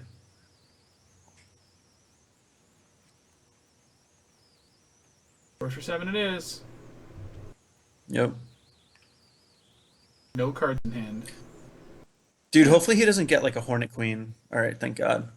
I mean, this is way more beatable than a Hornet Queen. I don't understand why people play like a big dumb dragon instead of a Hornet Queen. Horror Queen's so powerful. So powerful. Dude, like imagine if someone came up and told you like, "Hey, there's this He's insane not format even where, killing our like, Death Dealer. Do you see this? wow, that's great." Well, I mean, like we just regenerate it, so this like now since we have the mana open, it makes sense. All right. But yeah, dude, like I mean, like people ramping up and not playing Hornet Queen is like crazy to me. It's like if someone came to you and said, "Hey, there's this format called Legacy where you get to play almost any card that's legal Yeah. or like that's been printed in Magic history. You get all the most powerful, insane shit, and like the person you're speaking to is like, wow, that's cool. Attack Rhino. He will block with his 1/4. That's fine. Then we play Lion. Uh, no, I think I'd still play the Rhino. Just make him block. Yeah. What's that thing doing on defense? Yeah. But yeah, anyway, long story short, So Hornet Queen. So don't Yeah, kill. so just don't pump. Don't. Yeah. Right. Yeah, just play the Rhino. But long story short, it's like Hornet Queen was a card that Reanimator played for a little while when it was like first printed. Oh really?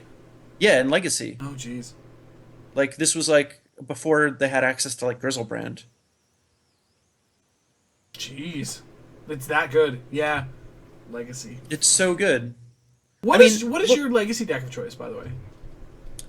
I've been playing Show and Tell for a while, but I really really like Rug Delver, so I'll probably gonna play that next time I have a Legacy event. But so I would just attack with the Death Dealer Yep. and make him do something, And then throw we something can under the do bus. something afterwards. Yep. And you have enough mana to conveniently regenerate or pump Death Dealer and play your line and play your Warden. So good. So we just Yep. this is fine. Yeah, we don't do anything, and we just cast our guys. And now we can even level up our Warden end of turn. Super gross. Cost is so Dude, look how easily we're beating this asshole's 10 mana spell. He had 10 mana, he used all of it to cast a huge creature that was a 2-for-1. And look at the board state now. He even did his fancy thing with Hornet Nest. Yeah, he did. And it's not enough. Get crushed! Get out of my house! That looked Go real home. bad. That looked real bad for us for a while there. Like real Dude, bad. Yeah. But I mean, like, that's the thing is, like, you know, like, people put this card Hornet Nest in their deck, and it's just, like, it's really inconvenient to deal with, but it, like, doesn't help you win the game very fast. Yeah. And it, like, you know, it's just, like, it's 3 mana for an O2 wall. Yeah. Like, when is that When is that ever good? start with a... Yeah, like, when does that ever lead to a good line of play? Come on. When in Magic history has an O2 wall ever been good for 3 mana? Yeah. Doesn't even draw cards for God's sakes. Yeah. Yeah. Dude, I remember I was talking to a friend at one of the opens, Yeah. and he's like really good Magic player, and he was playing like a Hornet Nest roast deck, Sure. and he's like, dude, I can't believe it. I was playing a game and I cast roast on my Hornet Nest, and then I lost a long game where all of my Hornet tokens traded for real cards. And I was like, well, that sounds awful, and that's why I don't play Hornet Nest. Hornet Nest, I feel like when the format first shifted and I was playing sort of like a green-red aggro version, very similar to something that CVM played like week 2, right? And Yeah. and I was playing that sort of week 1, and it was and Hornet Nest was cute out of the sideboard for mono red specifically, but it was basically like just Yeah. for mono red. So it seems strange that it's good enough to be played in a deck, you know, in a main deck metagame where Abzan Control and Esper Dragons are a thing. It just seems abysmal to me. Yeah, yeah. It's like you have to assume that the aggro decks are so good at beating the control decks that no one's going to play control. And Yeah. it's like you're kind of in this conundrum where that's not true because the control decks are really good. It's like you can play Esper, you can play blue black, you can play blue white, you can play Sultai, or you can play Abzan. Like all of those are just like pretty good control decks. Yeah. And then even when you're against an aggro deck, you have a game like we just had, your Hornet Nest got to do its thing, and you still just like lost. You even a Tarkad. Yeah. Yeah. Yeah. It's like when you have a game like that and like if I'm in that guy's shoes and I lose that game, I gotta be really scratching my head and thinking what went wrong, because like everything went right for that guy, right? Speaking I mean, of things he was going like mana right, screwed at the beginning, but everything went good. we're on the draw. Right. So we're Okay, so you want to go Forest. Warden, Yeah. and then what, like wastes, or I guess mana Um, confluence. Depends on what we draw yeah. here, right? Like I don't think we want to be able to threaten the activation for the Warden. Right. You want to go Forest, and then on turn 2, you're likely going to play Mana Confluence because that lets you pump it, and then on turn 3, you can draw either a Fleece Mainline or a Death Dealer Yeah, and and play still play it with your Citadel come to play tapped. tap land. Yeah. Right. Okay. Makes sense. Hmm. And we still have all these downfalls, which we can easily cast with our mana base. Yep. Yeah, if for some reason they don't kill our one creature, it could do a lot of damage because we can keep the board clear. Living that dream life. Dude, it's like a Delver deck, you see? You play one creature and then you kill all their shit. Yeah. Nick's got it right. What went wrong is he's playing Court of Calling Hornet Nest deck and searched up a dragon instead of Hornet Queen. Yeah, yeah, exactly. Like Hornet Queen would have been unbeatable there. For sure. But Dragon Lord Atarka, it's like, okay, nice 2-for-1. I'm really glad you don't have like a 6-for-1 in your deck because that's what Hornet Queen is. Yeah. Landlord of the Follow, thank you very much. Inchworm does nothing. Okay. Got it. Hey! Dude, perfect. Turn 3 play. Oh yeah. Delectable. So, Miller wants to know what local stores you play at besides Toy Wiz, if any. I play at Toy Wiz. Actually got their shirt on. They're great. But I actually don't get to play that much anymore. Oh wow, that's a card I'm excited about. That's the 3/2 that gets counters. Yeah. Dude, this could be a sick green-white counter deck. Dude, I wonder if he has the new Onofenza. Maybe? Although, Dude, I wonder if he... there's a mono green deck that Bram Snapbangers played at the Pro Tour that is very much like this, and it plays like Boon Satyrs, and also plays Aspect of Hydra.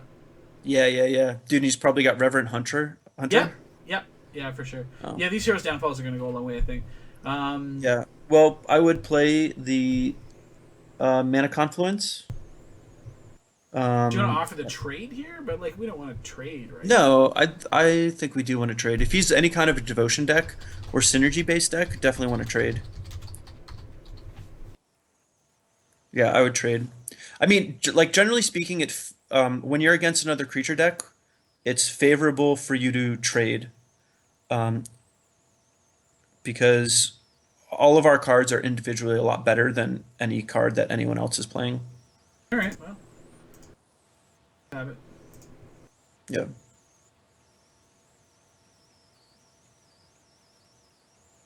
Yeah, and I mean that thing's got trample, right? I mean, Yeah. like if we tried to play defense here and we just blocked and pumped and he aspected the Hydrid Yeah. and like kept his guy and trampled over for 2, that would be awful. Yeah. Yeah, he also has Okay. Collective Company, too. Tommy also, man, I think Jason's streaming on Monday and Thursday also. So between he and I, we have all the days covered this week.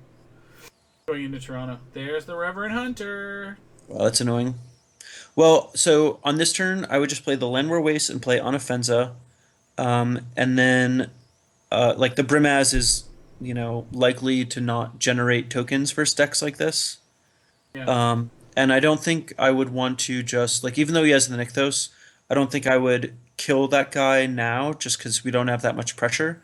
Whereas if we get Onofenza, our pressure increases immensely. So I would just play the Onofenza and just say go. And he's gonna, if he has like a really good hand, like we're probably gonna lose.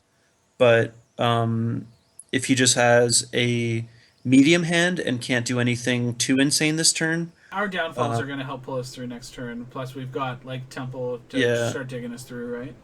yeah, hopefully. But this is definitely a situation where things get, a little dicey. I mean, like if we had been on the play though, Oh, this is what the board state would look like when we were untapping and casting our hero's downfall. yeah. But it's just like you've got to get some okay pressure on the board before you start casting your removal spells. Let's see what we got going on.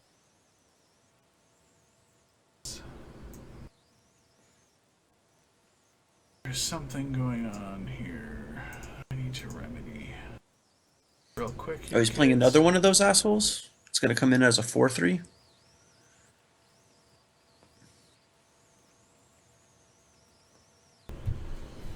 Let's see. God, and those things have trample? Yeah, they do. Yeah, this could be really bad if he's got an aspect of the Hydra in his hand. Or Jamoka's command? Yeah, I mean that would be. Well, I don't think he has a. Wow. Jeez. You know, you are psychic, but in the worst way. I know! It's so bad! Yeah, So he's tapped out. Do we trade this 3-3? yeah definitely Yeah, trade. we got it right. Oh yeah. Like Warden's not going to be good. Like Warden's not going to be overpowering until much much later. Yeah. So this could let So us he's got a Brimaz, but this... 4-3 and a 5-5. Yeah. I think I would just think I would just down. Um, God, we're gonna take two. Yeah. Yeah, I would just downfall the 5-5, and Play Skyland and dig. yeah, let's play Skyland first. Right there with you. Perfect. Fuck out of here. Yeah, get that out of here. Do not want that. Yeah, and I mean, do it on our turn just in case he has like Valorous Stance or something.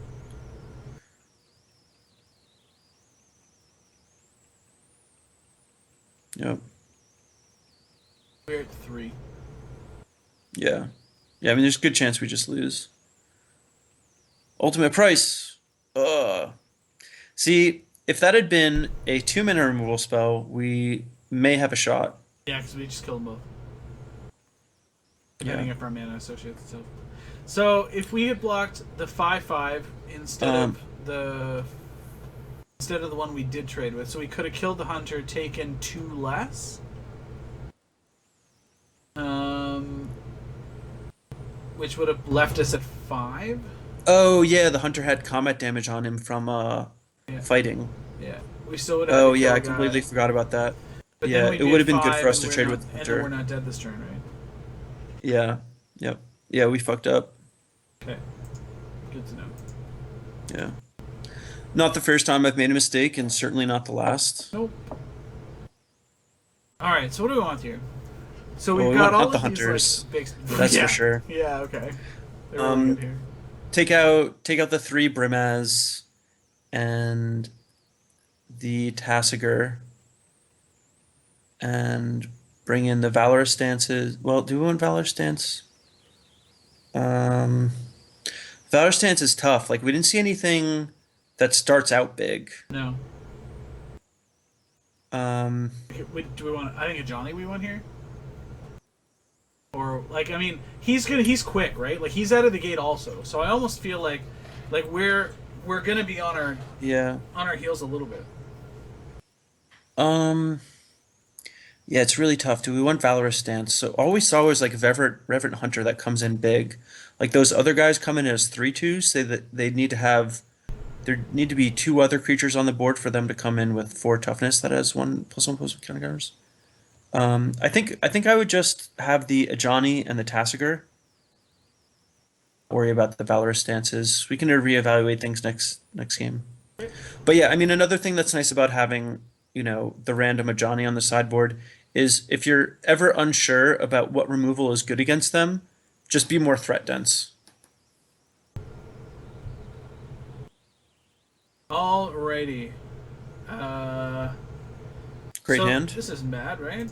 Yeah, that's a good hand. Turn 1 Warden, turn 2 Lion, and Oh yeah. attack, threat of activation, Lion, right? Yeah. Okay. Yep. But yeah, and I mean, every chance we can, we just want to trade with a deck like this. This one definitely seems to have a better average creature quality compared to the normal like devotion type deck. Yeah. But our cards are still better than theirs on an individual basis. So we just want to trade, keep attacking, and save our removal for their best stuff and just Sure. play a lot of threats. Okay. Well, let us see how this turns out. Come on, Anchworm. Mm-hmm. What you got?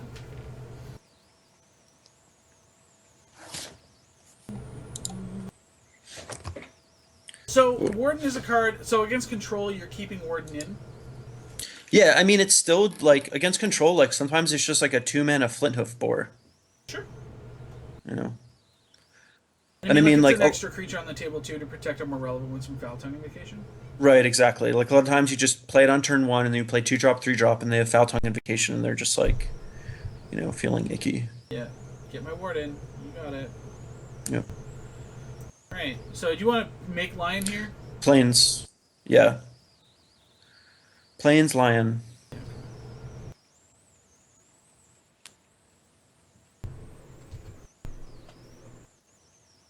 And then next turn we're just going to, depending on what we draw, we're likely just pumping, swinging, and templing. Um, I think so. There's the 3/2. Yeah, that guy's such a Munson. Yeah, so just attack. So this is our second black source for downfall. I know it's not on time. Mm, so I mean, if we keep that on top though, next turn we're just gonna play Rakshasa Death Dealer and nothing else, and then set ourselves up for a turn 5 Rhino or Downfall.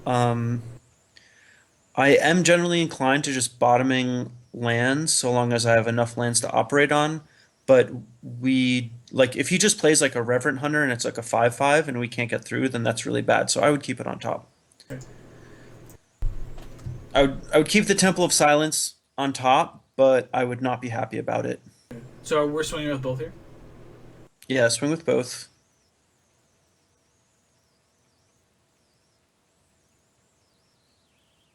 Gonna trade the lion up. Nothing. Yeah, I mean he's a devotion deck. Like he's probably got his Reverent Hunter next turn or whatever. Sure. So we're just gonna So pump this. yeah, you just want to get the damage in. Yep. All right. Sounds good.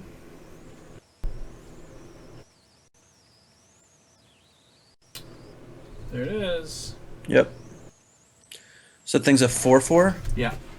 Yeah, it's pretty annoying. So we'll scry this up. Yep. Mana Confluence. So don't really want lands, but with the way this is shaping up, it's going to be about who has the biggest thing, and we have 2 Wardens, a Lion, and a Death Dealer. I don't see him killing all of our creatures, Yeah. and whichever one of them goes uncontested is going to be like really good. So I mean, like if he just has like Dramoka's Command and Hunt the Hunter next turn, it's going to be really bad. I think So do we push that this card? We only have one green source. That's the only. So truthfully, where I'm at with this is we only have one green source, and our Rakshasa Death Dealer really wants more green. So yeah, we're really limited in terms of the spells that we can cast without this land right now because yeah, like, we're not gonna like Rhino and Death Dealer or Rhino I and would Warden. keep it on top. I would keep it on top and be upset about it still. So we're not swinging here. We're just gonna cast Yeah. Death Dealer and pass. Yep.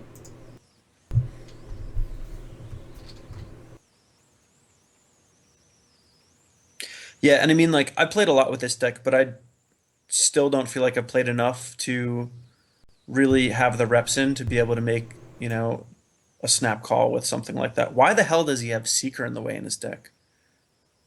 Seeker of the Way Reverend Hunter? For real? Like, Well, he brought it in off the sideboard probably because we're an aggressive deck that likes to oh trade yeah, and he wants to okay. gain life.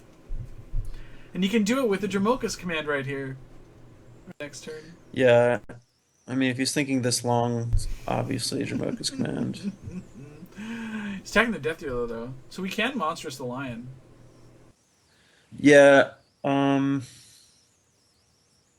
we can.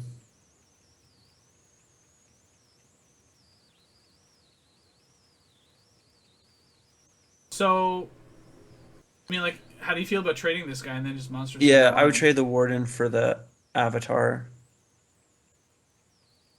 Or actually, wait. Oh, too late. I think I would double block the The 4/4. Yeah, it's too late for that. Yeah, you want to kill the bigger. Okay. I mean, we're in good shape, whichever one of our creatures survives. Yeah. So Like, we just Confluence and Monstrosity. Um, I think so. Yeah. Well, just because like it prevents him from Jamoka's command, and he can't swing through it, Yeah. Mm-hmm. right? And then Yeah. next turn we've got double spell whatever we want. Like Yep.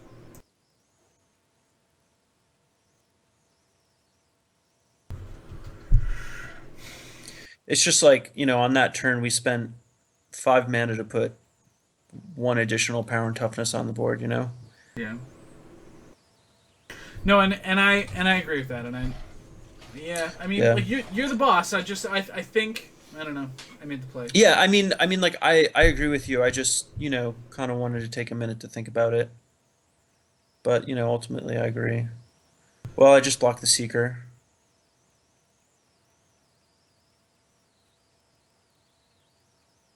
It's like a little more important that we just don't let him gain life. A collected company. Sure, dude. Yeah. Make two guys, and then next turn we can Rhino and Warden. What's this? An Avatar and a Lion. Hmm. We also Wow, have that something to Avatar is a 5/4. Jesus. Yeah, Um, we're at 7 now. yeah, so I think we just play Warden and Rhino, and we don't have to tap. We don't have to take any pain either to do it. Oh wait, yeah, we do We're gonna because we take a only little have bit. one green. Well, mana confidence. Oh, because we had Llanowar race, right? Is what you're saying? Yeah. Yeah. Well, no, I mean if like I was I was just looking at yeah, we like have to take 1 point of damage. But yeah, I mean hopefully he just can't kill us this turn, and hopefully he doesn't have profitable blocks. This But thing we'll is see. trample, right? Yeah. Don't attack. No, no attacks. So he has monstrosity for Lion now. Yeah. Not anymore. Right. If he has Jamoka's command, I feel like he'll attack a Den, morph. What the fuck is Den this? Protector. I mean, it could be Den Protector, it could be Hidden the Dragon stupid Slayer. Raptor, it could be Hidden Yeah. Dragon Slayer, yeah. I mean, like, I don't see why you wouldn't just play Raptor face up. If there's no value for him not to play it face up, it's the Yeah, same cost. that's true. Right? Yeah, so it's probably not a Raptor. No attacks. So let's see, what do we want to do here? We're at the point where Warden could be something powerful. Mm-hmm. So I think I would just play a land and say go. Like all he can get is a Jamoka's command if it is a Den Protector. No, well, he got this Um, collected company too. oh, actually, yeah, Downfall the Morph. Yeah.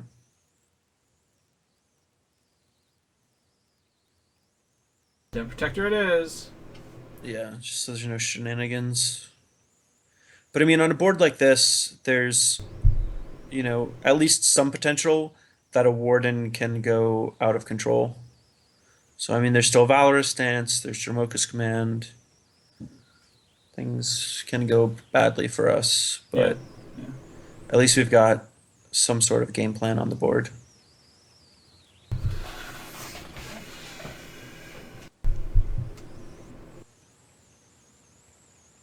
Yeah, once he starts like monstrousing his own lions, we're in trouble.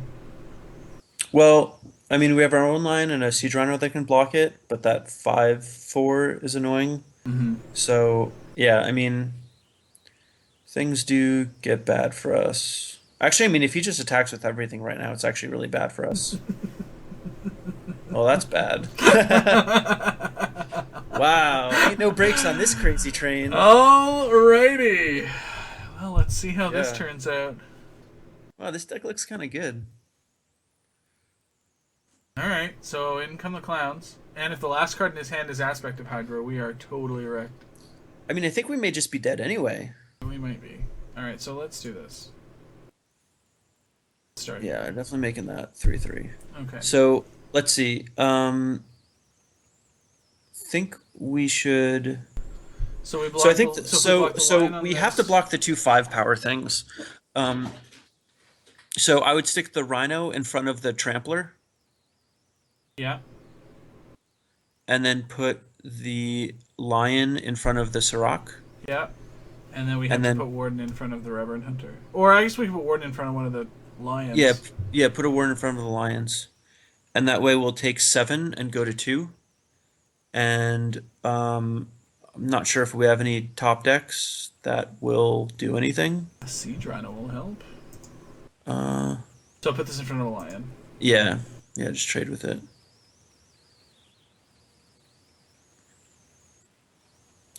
Yeah, I mean, I guess if he has nothing and if we draw a creature, come on, thing. Not land thing. Yeah, yeah, not that thing. Oh God, Jesus, this is insane. Oh man. Well then. Well then. Dude, is this really how shit goes down in the streets? This is so I should have warned you about the stream curse. I am like eternally cursed. Worth hates me. I don't know. Dude, you were just telling me that when you had Willie Adel on your board, you just won it all. Well, Willie, I don't know. Willie's really lucky. He's really lucky. Yeah, he really is. I don't know what else to tell you. He's just really Jesus. Lucky.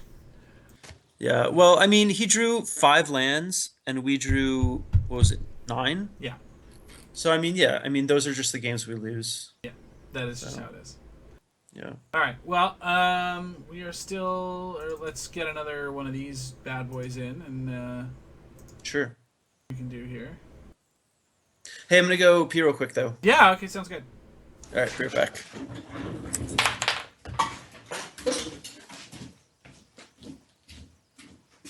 Nice.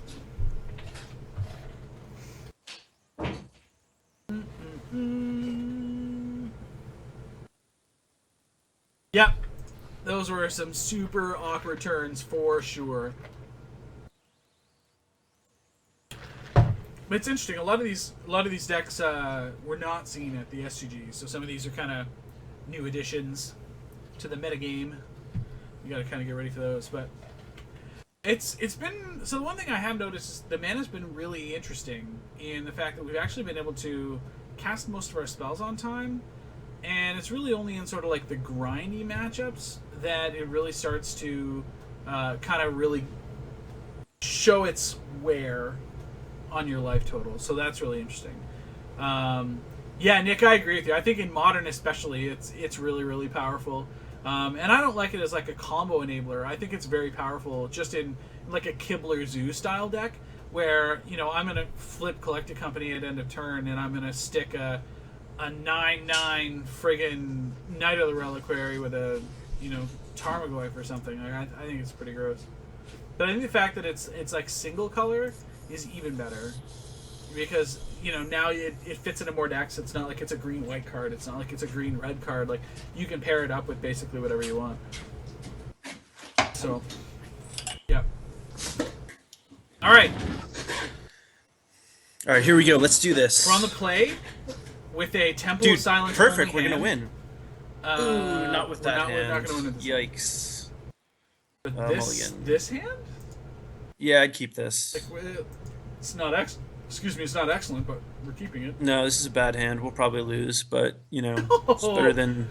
What happened to crushing nerds? Come on. Oh, dude, I do plenty of nerd sling, but not with 6-card hands where 2 of the lands come into play tapped. I mean, come on, let's be realistic.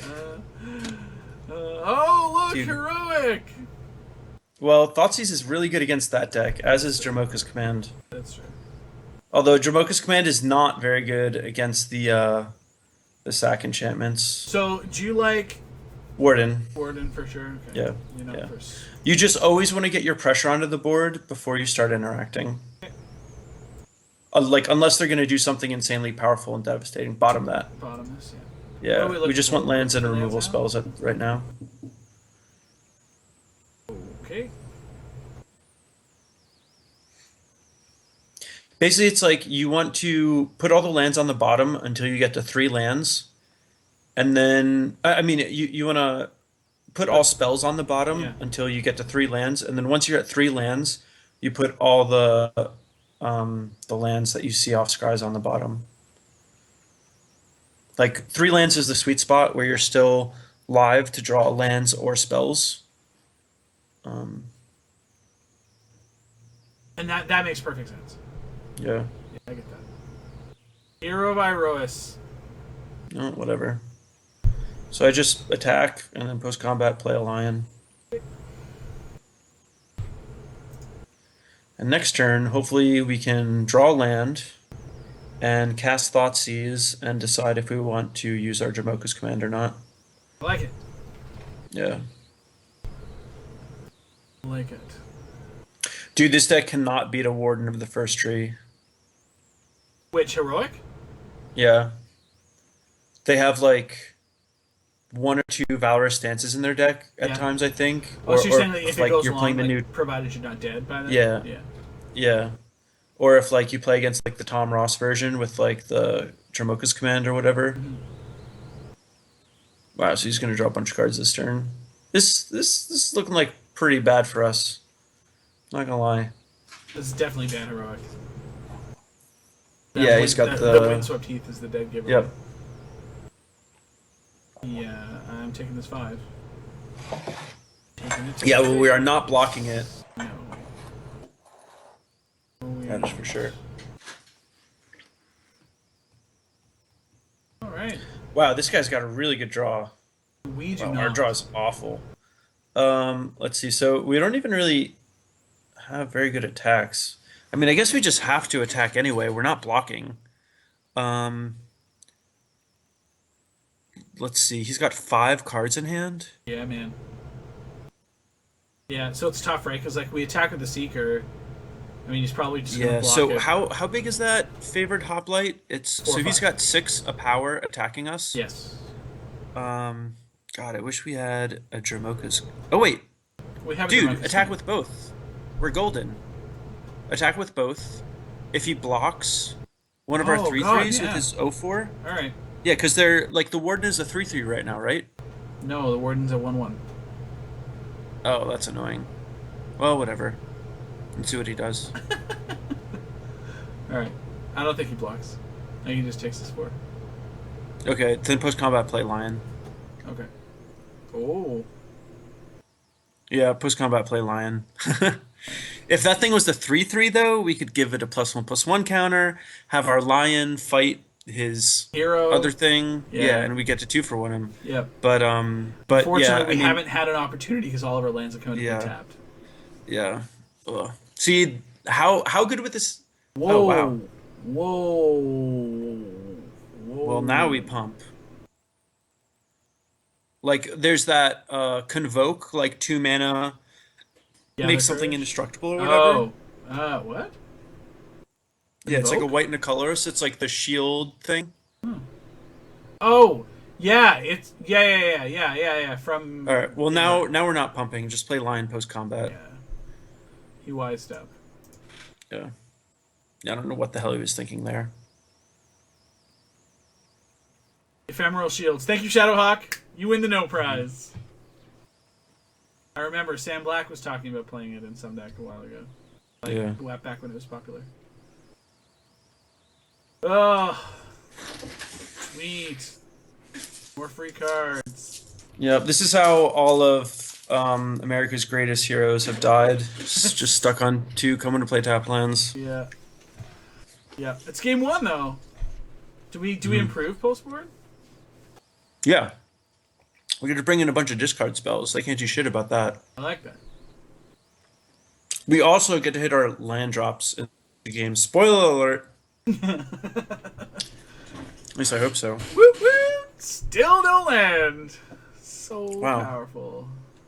All right. You know, what is funny about this, though, is we have cast a spell every turn, and we can cast every single card in our hand except one. Yeah, but I only would, one at a time. yeah.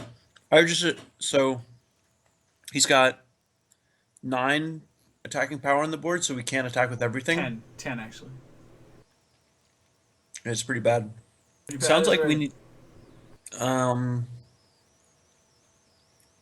that one thing's still an 0/4, right? Yeah. And he has 5 cards in our hand. Yeah.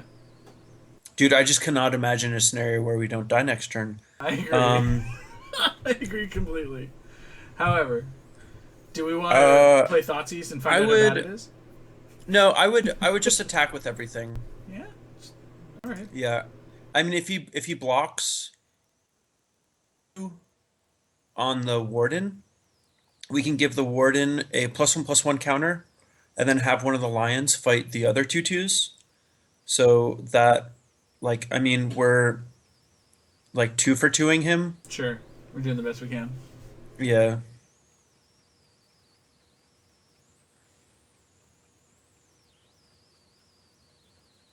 So let's see. Doesn't lock this in What's yet. the He's best still way we can do spinning it. this? Yeah, so I think you just wanna. Yeah, I mean the priority is to kill the 2/2s. Well, this is like the best thing he can do. This is like him Um, screwing us again. The same way he like yeah, teased us and then dodged the 2-for-1. yeah. Okay, I would just let this go and play Rakshasa Death Dealer. Which is exactly how it went last round. Yeah. That's funny. Well, actually, no. I mean, we're probably just gonna die. I think I'd cast Thoughtseize just to see his hand. There's just no way we live. Mentor. Yeah, this is 100% Ross's list. Yeah. If we just not attacked, we might have lived. I mean, he just goes fetch land, crack Treasure it. Cruise and then I kill I us. play 2 mana to Treasure Cruise. I mean, Yeah. Alright, well. he can play Monastery Mentor and then cast Treasure Cruise. That's Pretty gross. Yeah, that's about as game as it gets. That's game, folks. All right. Alrighty. So what is terrible? So Like, his Hero's Downfall let's just see. too expensive? Well, yes, but you still have to play it. Basically, you just want to bring in 2 Duress, Okay. um, 1 Thoughtseize, bring in like 1 Valorous Stance, and just take out 2 Onofenza and 2 Brimaz. So we just get a little lighter on the threats, a little heavier on the disruption. Okay. And the mana curve still stays lean, which is something that I do like. Yeah, and you don't want to over sideboard. Like if you just have all disruption, like sometimes they just kind of like kill you with a couple 2/2s or whatever because you have no board presence and no pressure. So you don't want to like try to sideboard into a control deck. So we're This is gonna good keep hand. this hand, yeah. Oh We're yeah. just gonna go Citadel into Waste into Lion. Yep. Citadel, Waste, Lion, and the next turn Death Dealer, other Citadel, and then after that, like you can start interacting. Basically, like you really want to try to get like 2 creatures on the board before you start interacting. Okay. Ooh, the dress is nice. Mm-hmm. Yeah, that's perfect when he's got like not much mana open. He's developed his board a little bit, and then you just duress with like, Jamoka's Command and Downfall mana open, and it's Yeah. like he's got no good options. And he's already been taking damage, so he gets frantic and pees his pants, and short circuits the power strip that powers his laptop, and he disconnects, and So he's 100% got Defiant Strike. yeah, it's a very common story. Well, if he has it, that would be horrible for us. And if he doesn't have it, we just take 1 damage. So I would just take 1 damage. I know against Heroic often we just want to try to do everything we can to get their enables off the board, but Yeah, we do, but I think like we have like 3 answers and 2 threats. yeah, we need to just keep So the clock we have keep the clock up. right. Yeah.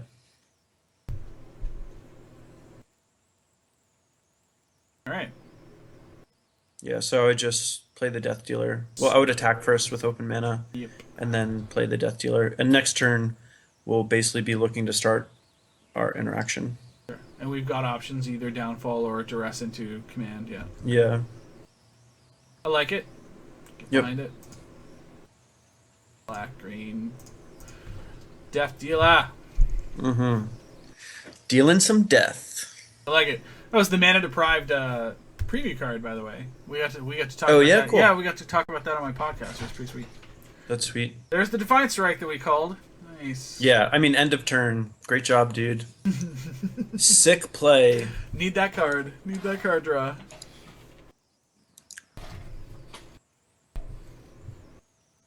Yeah, and it's like now does he not attack? Sure, just take it. You got us for 2, guy. Good job. Nice aggro deck. Is that Trailblazer? Yep. All right, so And duress. yep, that is step one. Duress you. Encase in ice. Fuck that card. Wow. So let's see. What do we care about here? God's Um, Willing is the only protection spell. yeah. So the one thing that's a little unfortunate is if we he's got one card in his graveyard right now. Yep. So one thing that's a little annoying is if we Encase in Ice is instant, right? Yeah. So So if if we we try to take so the Encase the God's Ice is Willing, actually protection for his other thing. well, if we take the God's Um, Willing, right, and yeah, then I we would go take to the God's combat, Willing. and then he might try to encase an ice, and then we can just Dromoka's command, make him sacrifice it, and fight a guy. Yep. Yeah. You like it? Yeah, I was thinking of the Encase of Ice being used. Or no, it can't be used because it's only yeah. All right, yeah. Just take the God's Willing. We're gold in this game. Take God's Willing and attack with both. Yep. Get out of here. Do not. Yeah, I don't want that. Can't really use the Dromoka's command against Oh, doesn't Encase and Ice tap it? We'll still fog it for a turn, which is kind of annoying. Yeah, which is fine. But now he's tapped out. Yeah. And we're gonna use our Jamoka's command to fight this. Yeah, thing we get to fight. and make him sack Yeah. a guy. So that's fucking sweet. Yep. Yeah, we still get to 2-for-1 him, and he's just Dobbs this game. I have an idea. Let's see what he does here. Yeah, okay. I'm like, Yeah. block? Yeah, that would be Block me? a Goulet. Alright, so target player sacks an enchantment and fight a creature you don't. So I believe he has to sacrifice an enchantment. Yeah, right. So he Yeah, he okay. sacrifices the enchantment, and I do Yeah. this. Kill your shit. That's what we do. Sweetness. Yeah, this is how we do it. So he can fetch land treasure cruise. That is a thing that he can do. I mean, sure, and then we just attack him. Yes. We kill his thing. We can. Yeah, I mean, whatever. You're so wrecked, buddy. Oh man. So it's actually a question though if we downfall that. Like if you just drew God's Willing, I don't think we want to downfall it. We can just attack, play Landmore I'll Waste, Play this. Yeah, and then attack. and yeah. Oh, actually, he's got the other ordeal, so he may actually just be looking to do both in the same turn. So he has had one turn to draw a God's Willing. Yeah, it literally had to have been the last card. So let's see if he. So if we attack, and then he blocks, let's say the lion. And we pump the Death Dealer once. We're gonna do 4, so he's at 15, and then he's gonna go back. See, I think it may be worth it because, oh no, because he's gonna go. That's only 4, 7, yeah. So he would be at 15 next turn, staring down 2 Death Dealers and a lion. So that would be like 11 damage. I think I would just play. I think I would attack with both, and just play a Death Dealer post combat. Okay. And I think I would just. Yeah, let's see what he does. Oh, he's actually doing that? He blocks our Fleet's main line. Yeah, whatever. Alright, so just play the Death Dealer and say go. I think I would just downfall it in response to the Heliod thing. So you're gonna give him another draw step to potentially draw God's Willing? I mean, I think it's pretty unlikely that he does it, and even if he does, I think we're still like fine. Just because we have like good board and stuff. And I mean, he has to go for it.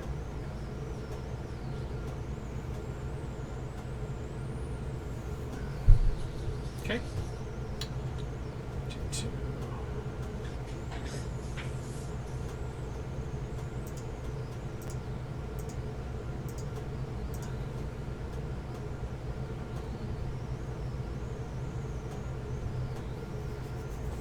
Because like the thing is like if he like does all that stuff, he's gonna make his thing um to it's gonna be like 5 power. It's still gonna be a 3 turn clock, and it's gonna use all of his mana on his turn, and we're gonna have free range to attack for a bunch, you know. So yeah, now I would just downfall it. Let's see what happens. Yeah, because I mean, like, even if he has a protection spell, it's just not even that bad here.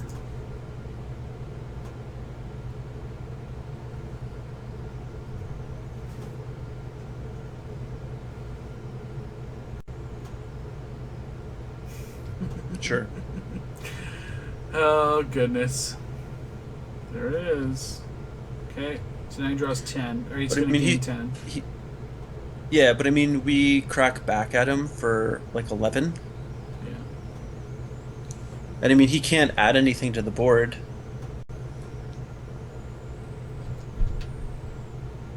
Like, you'd have to like really blow us out next turn. And I mean, like, there's a good chance he just had that Ajani's presence Yeah. when he made that play. So, So he now has a 6/10. is it a 6/10? Yeah. And we're No, at it's 7. 5. It's Sorry, 5 power, 5/10? right? Yeah, 5/10. Yeah. No, 6/10. There it is. I think that's just the Ajani's presence. Oh, That's yeah, a yeah, bad 5/9. draw. Yeah, 5/9. Okay. Oh, well, we actually can't pump both of our Death Dealers. No, we can't. So I would just attack with 1 lion and 1 Death Dealer, and I would leave, and I would pump. Actually, this is kind of bad. So why don't we attack with both Death Dealers and Monstrosity our Lion? Well, that's not as much damage. Um, As leaving one back to regenerate, is what you're saying. yeah, because we get to pump the one we attack with twice. So the problem is we, like, we're gonna take damage, right? So you want to pump Yeah. twice. We can only pump once, or you want to pump twice and then play the Mana Confluence, and then we're gonna take another 1. So that's actually gonna cost us 3. We're gonna go down to 4. Yeah, I mean, I think this game is going to come down to if he has a God's Willing or Aqueous form. Okay. So, So I he's gonna think we just treasure wanna- cruise next turn. Plus he's just drawn 3 cards, right? Yeah, I mean, we're probably actually dead, but I would just pump twice, attack with 1 Death Dealer and 1 Lion, Okay. and keep the other Death Dealer on defense that with regeneration mana. But yeah, this is pretty bad.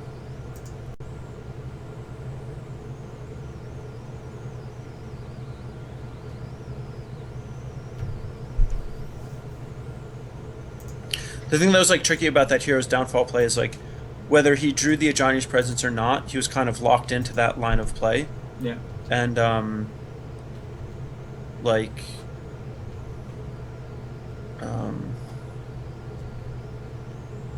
so yeah, I don't know.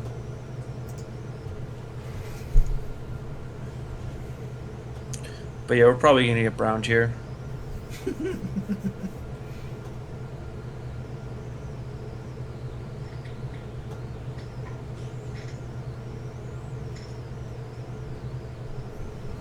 Yeah, there's the treasure cruise. Yep.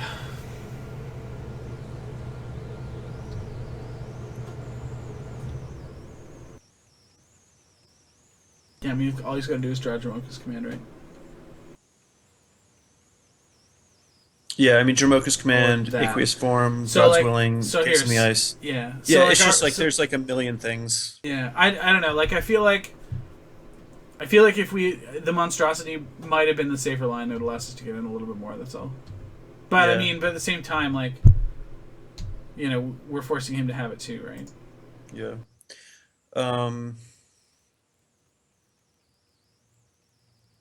Yeah.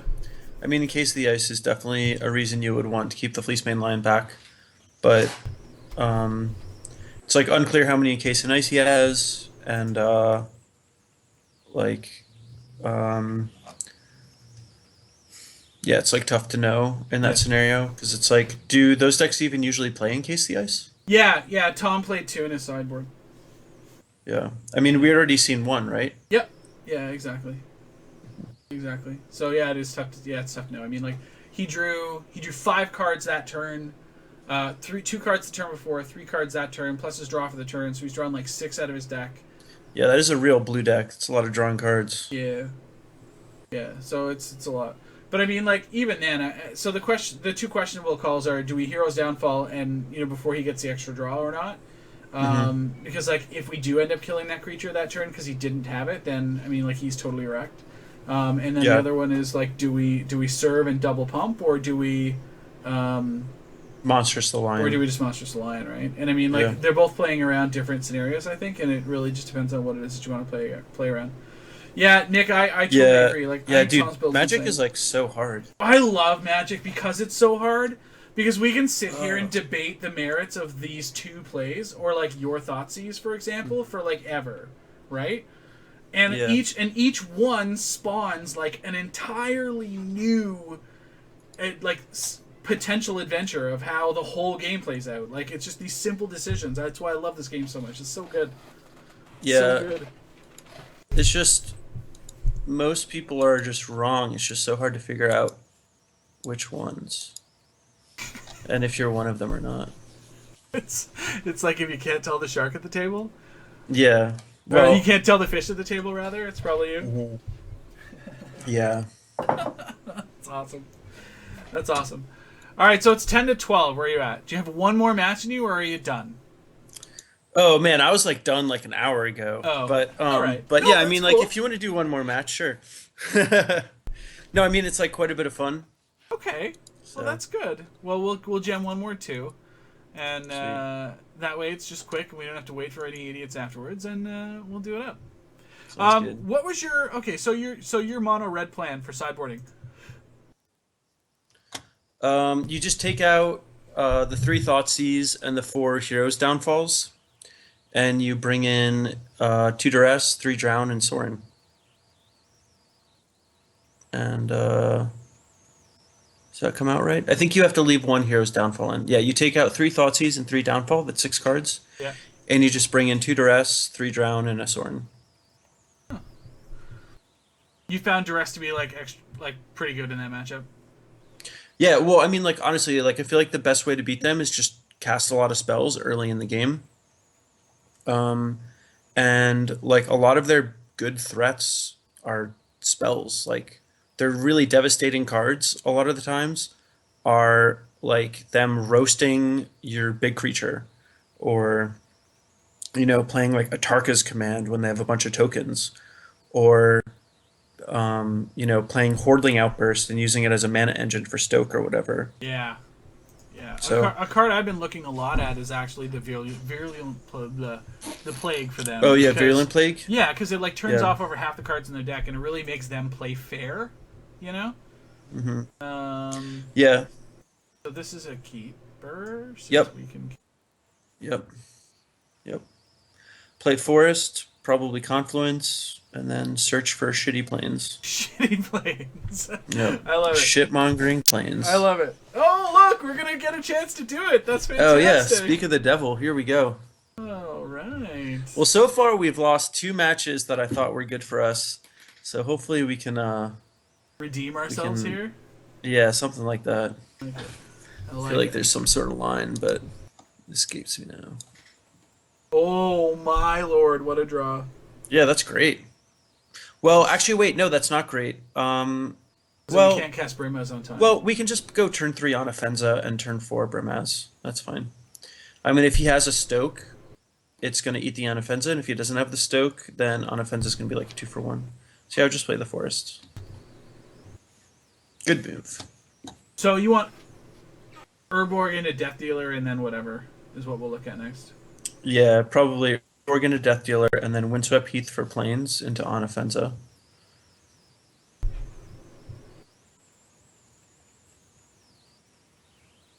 If we're Like, getting- this is a situation where we can play in a way where we take less damage off of our lands and still use all of our mana every turn.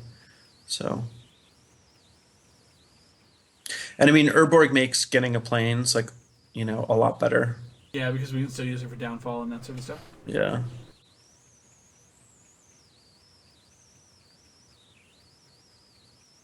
But yeah, so basically, like in this matchup, like game one is like the worst because you have like heroes downfalls and stuff. Yeah. But like you kind of just want to like set up a wall of creatures, don't attack for a long time, and just like wait until you draw like Drown in Sorrow or a Sorin, or like make a huge Warden or something like that. So So this is still, actually yeah, Heath for Onofenza, and um that gives us yeah, actually the just ability to go like dealer and lion after that if we want to. yeah, exactly. Where are you? Shitty planes.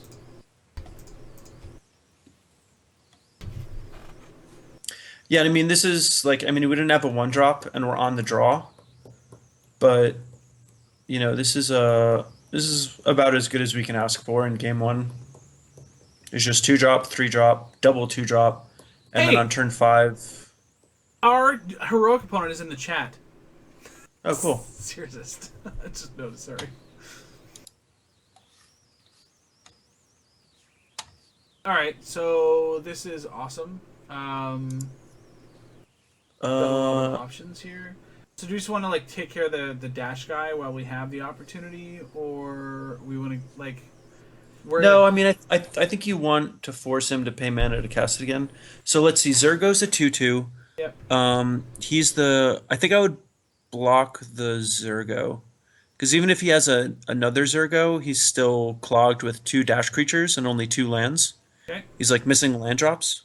So we're going to take four and go to nine, but next turn we get to play two creatures, and we're going to have really profitable blocks, and he just probably won't be able to dash stuff. So yeah, Lion and Death Dealer. It's a good turn for us. So Xeris, you can answer. So did you the turn after we thought seized you? Did you draw the Ajani's presence, or did you draw it the turn after? That's what we need to know. Need to know. Hurts me. Need to know. You want force two guys here, right? Yeah, two guys. No attacks. Yep.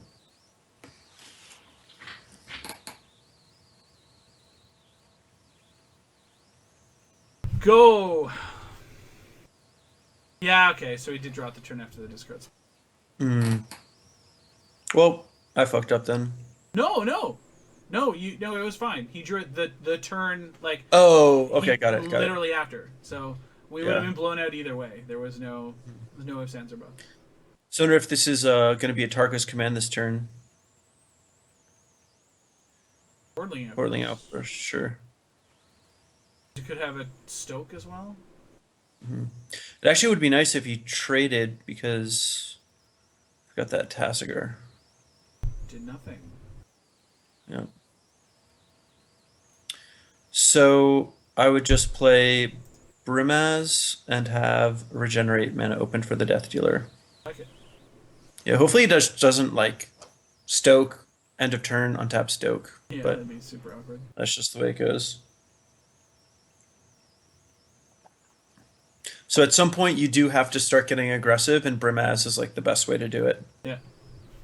Makes guys along the way. Yep. There's no sense in throwing away Anafenza here. We're at 8, right? He's got already 6 guys across the table. No, you just want to preserve as much life as possible. Yeah. Yeah. You just want to give him zero opening to get any extra damage. Right now we know he has the lightning berserker or whatever in his hand. Yes. Yes, we've got 2 others. Uh, So there it is right there. mhm. So this is the command turn? Maybe. We'll see. See what he attacks with. Yeah, everything. So it looks like yeah, I would stick Onofenza on the Swift Spear. I would put the Death Dealer on the Berserker. And then I would put Lion on a token and Brimez on a token. And I would just regenerate my. Well, I wouldn't do anything, and then as soon as he casts a Tarkus command or pumps his thing, I would We're regenerate the dead. Death We're Dealer. dead. We're dead to command anyway. Well, no, it's only 6, right? Yeah, but then he also pumps his guy, so it's 3 to my face plus 6. We're dead. Oh yeah. We're dead to command.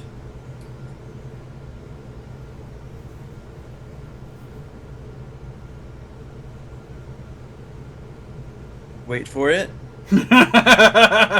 Wait for it. Boom! There it goes. All right. All right. Julia Gila. All right. So you said we cut 3 downfall and 3 downfall, Cs. 3 Thoughtseize. And you bring in 3 drown, 2 duress, and a Sorin.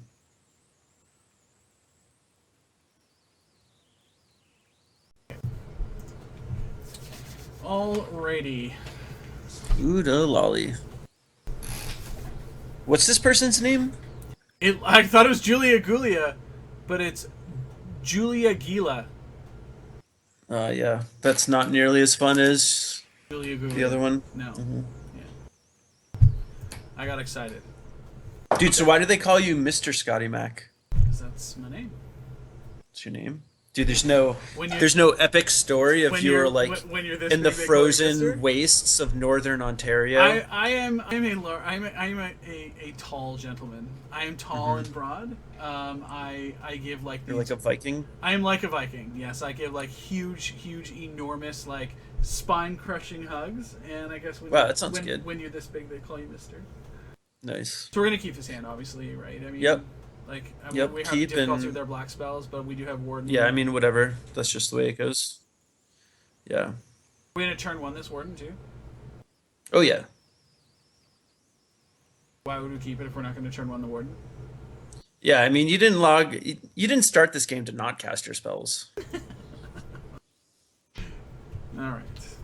So Urborg would just be the greatest draw. Yeah, like the stone tits. That would be just delicious. Oh yeah. Oh, that's fine too. That's great. So I would not attack with the Warden, and I would just play the Lion. Yeah. Because if we can trade the Warden for that guy, Yep. that's exactly what we're going to be doing. Yep. Yep. I've yeah. thrown many an Elvish Mystic in front of a Foundry Street Denizen with no Yep. regard for that Mystic safety, let me tell you. Yeah. Yeah. Mm-hmm. No problem. Coming into the game with a seatbelt. Yeah. All right. Another Denizen? Sure. Sure. Whatever, dude. Frenzied Goblin? Yeah. Okay. Got it. Sure. Still blocking. Hasn't changed anything. Still blocking. Oh yeah. Yep, block. Oh, look, a Warden. Mm-hmm. So I think I would play it and say go. Like worst case scenario is he's got like Wild Slash, and he can Wild Slash your Warden and make it so your Lion can't block. But I mean, then we're not taking a fuck ton from a huge Foundry Street Denizen. yeah. I mean, he's only pushing 2 damage through that way. We really need to draw like a swamp though. Would be sweet. Yeah, 2 swamps would be good. Well, there's no swamps in the deck. That's one problem with that line. Yeah. Dragon Fodder. Yeah. Okay. Sure. Now let's see if he's smart and says the Warden can't block. Probably, right? Yeah, I mean, he like figured out how to play Moto, which is a real challenge. So I'd assume he's like PhD or something. The red stigma. Cedric Yeah. Cedric was talking about it on our podcast this week. It was pretty awesome. Yeah, Warden can't block. Right. So are we throwing the Lion in front of this Foundry Street Denizen? Like, that seems bad, right? But are we doing it anyway? Well, I mean, like, what else are you doing? We're like stuck on mana. You don't want to take a bunch of damage, and he's I mean, I gonna could be block able I to. could block the Frenzied Goblin. Oh yeah, block the Frenzy Goblin. That's a great play. Yeah, I start playing a lot worse as I get tired. Sure. So as we go on to the night, my suggestions are gonna get worse. This is also frequently why I do bad in top 8s. I just get tired. So Shitty planes for you right here. There you go. yeah, dude, literally, like if it had been any other land, Okay, anything. We're gonna do this. Yeah, oh yeah, we're doing that now, so we're gonna get Wild Slashed. That's And for now we're gonna sure. pass again. Yep. Shields up. Although I still now I feel bad about throwing the warden away to the Foundry Street Denizen. Like, one more land and it No. gets lifelink. Yeah. Well, hopefully this one will. Yeah, we're looking first. Sure, dude.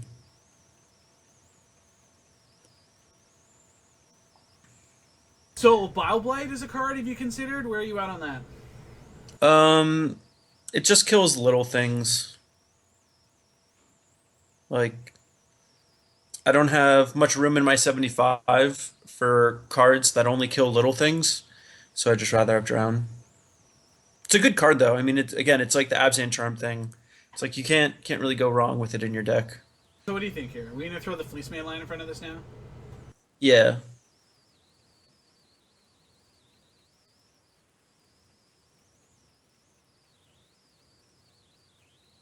Like it's turn 5, and we're still at Mhm. 16 life. Like that's not terrible. That's Yeah, I mean, it's about what we're in the market for. yeah. Yeah, Fleeceman line. Maybe tap your green mana and white. I would actually put this on the bottom. Really? Yeah, we already have like some fat creatures that are gonna be hard for him to get through, Okay. and we already have one creature that's a mana sink. He'll probably kill the warden right away, but either way, we're gonna be locked into Siege Rhino on offensive next turn. I think we want to dig to something like a Sorin or a Drowning Sar to mop all this shit up. Okay. I mean, you realize that we're now gonna draw the Drowned Sorrow with only one black land, right? Yeah, probably. Okay. Just making But sure.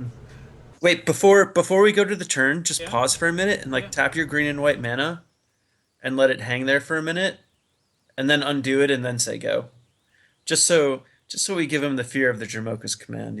Send a message. All these red players are awful and they always read into that sort of shit. Okay. I actually don't know if that's true. I just was hoping we had some red viewers and I would offend them, but not sure if it worked. Shadowhawk, we played against Esper Dragons once tonight, and our opponent had like infinite draws, and we had. Wait, I don't know if we should block Zergo. Um, so if he has a Tarka's command, Oh, I um, see. Well, what's that? 3, 5, 7. it seems really stupid just taking extra damage. I mean, if he casts the Atarka's command, at least we get to resolve our Siege Rhino without the damage Yeah. being prevented, but I don't even think that's as good. The Atarka's command is going to do way more damage this way. Yeah, I would just block a token, I think. I don't know. Well, I mean, like, what do you think? I may be wrong. I mean, like I probably would have just made him have it there, personally, but Mhm. so now we're like stone lethal to that card next turn if he's got it. Yeah, I don't think that does that actually change though, based on Yeah. All right. So we're just gonna play the Siege Rhino. yep. Make him have two Atarka's commands. Like it. Yeah, I think we're just probably dead to this anyway. 4, 8, 11. Yeah, we're just dead to Atarka's command anyway. Sweet. Still dead. Don't care. Still playing. So, yeah. So we still need to just dig down for something. hmm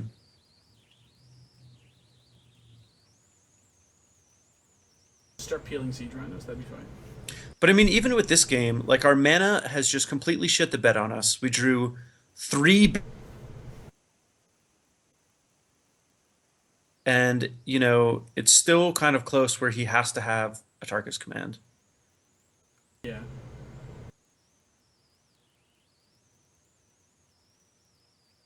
Oh, that's awkward.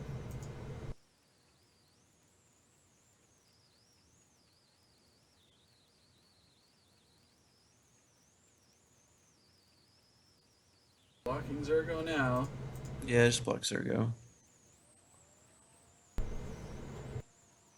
Oh, Oh, no Atarka's command. Ooh, Brimaz, that's a good one.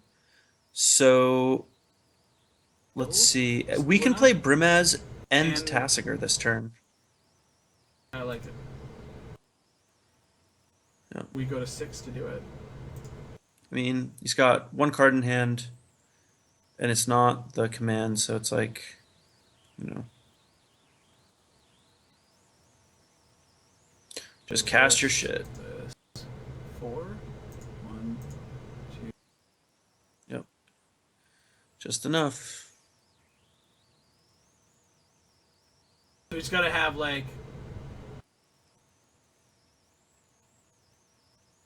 He's got to have two burn spells. Stoke? Like, Stoke do it? Stoke does it. Yeah.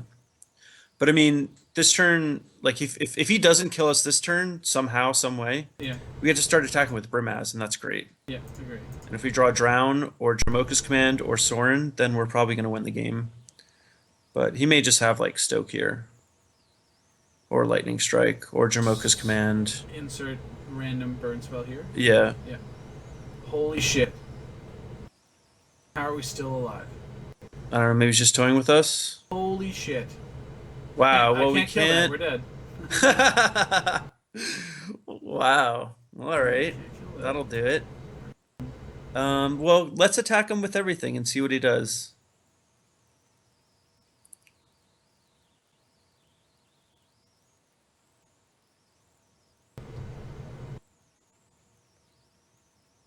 Maybe he'll concede.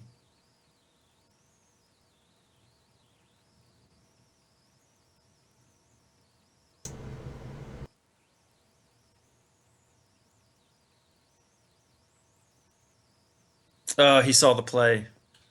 Jesus. Damn it. Really close. Well, I'm not gonna lie, not the best showing of the deck. But Damn you, Thunderbreak Region. You know what? I'm going on my own terms.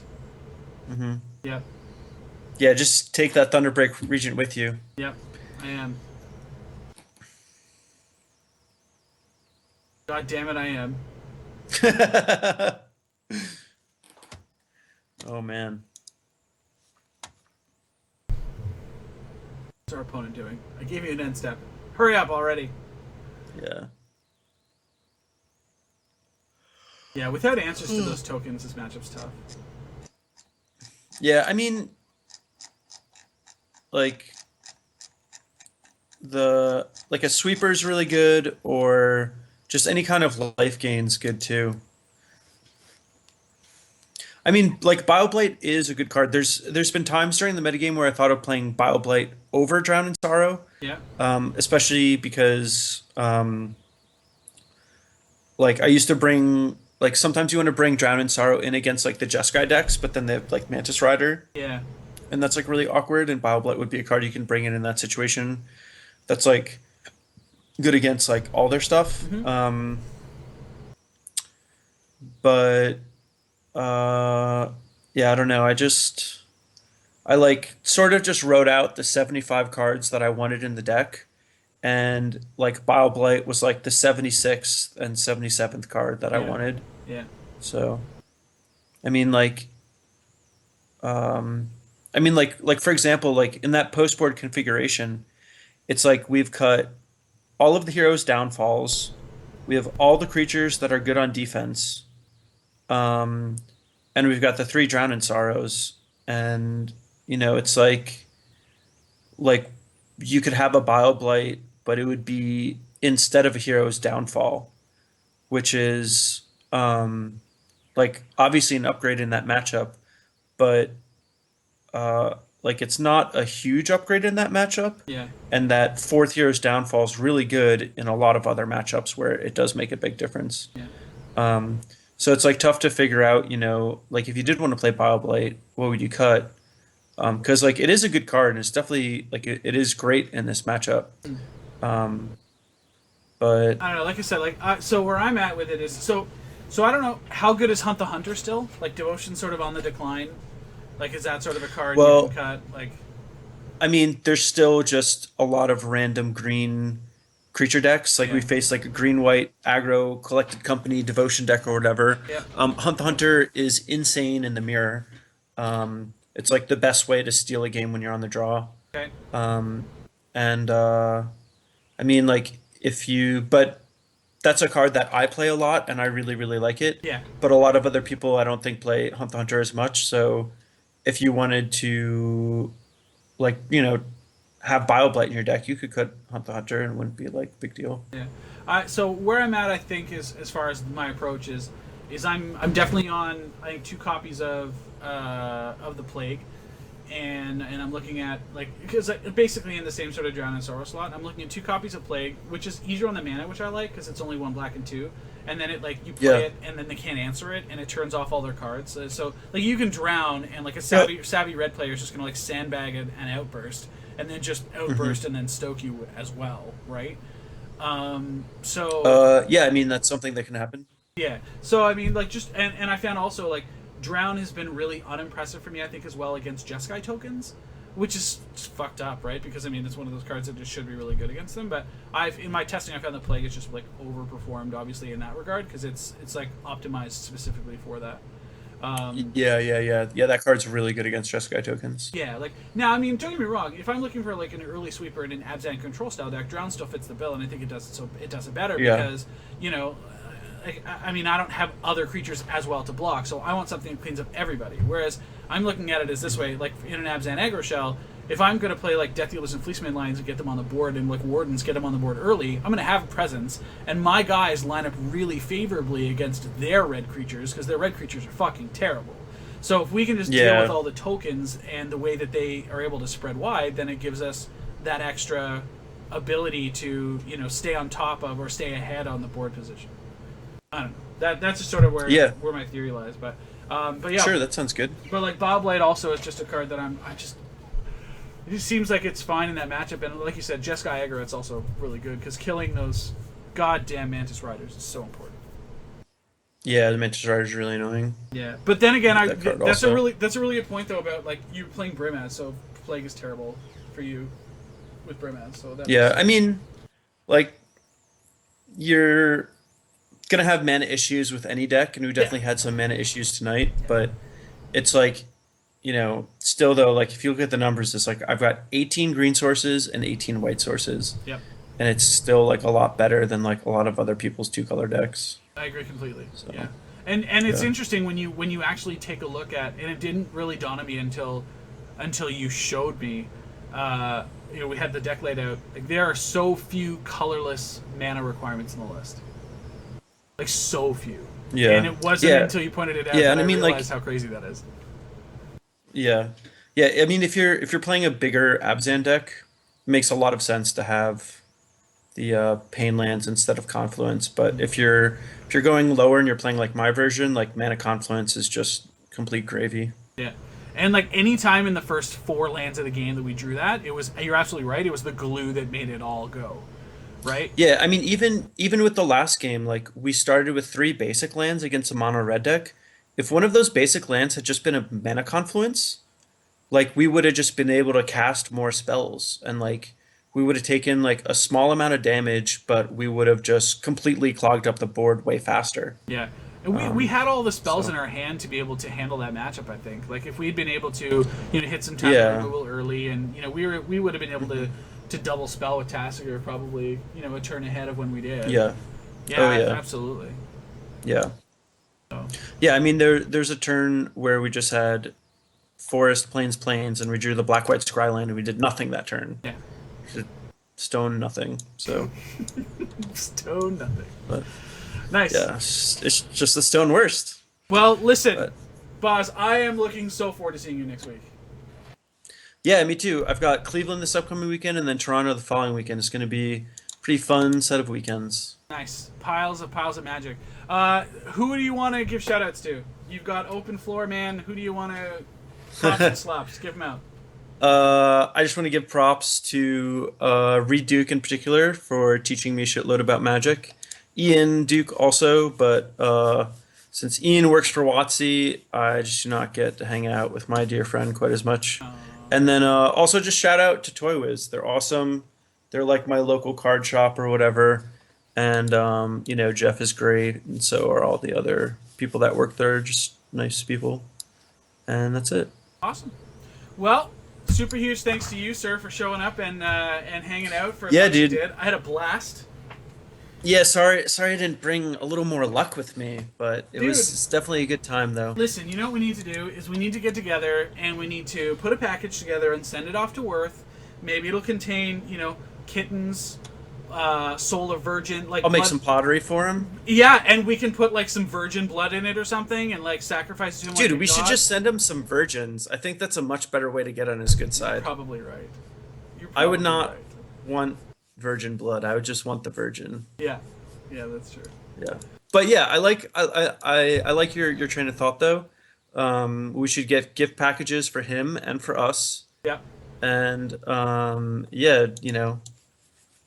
make some sacrifices to the gods and The Moto gods need to be get appeased, especially after tonight. yep. Yep. Oh yeah. Well, listen. Good luck in Cleveland, buddy. Thanks. And I will be eyes peeled to coverage, of course, watching the changes in the metagame as we get up close. Yeah. Anytime you want to jam, man, I'm in. And in the meantime, everybody else that we're watching tonight, because the boss is here, feel free to tune in. Love the follows. Thank you very much. I go live on Tuesdays and Thursdays. Traditionally, this week it will be Tuesday, Wednesdays. I think I have to go and pick somebody up from the airport. So, Tuesday, Wednesday. Thank you very much, everybody. Sounds great. This is Scotty Mac for myself and the boss. See y'all next week. Peace it out. Peace out.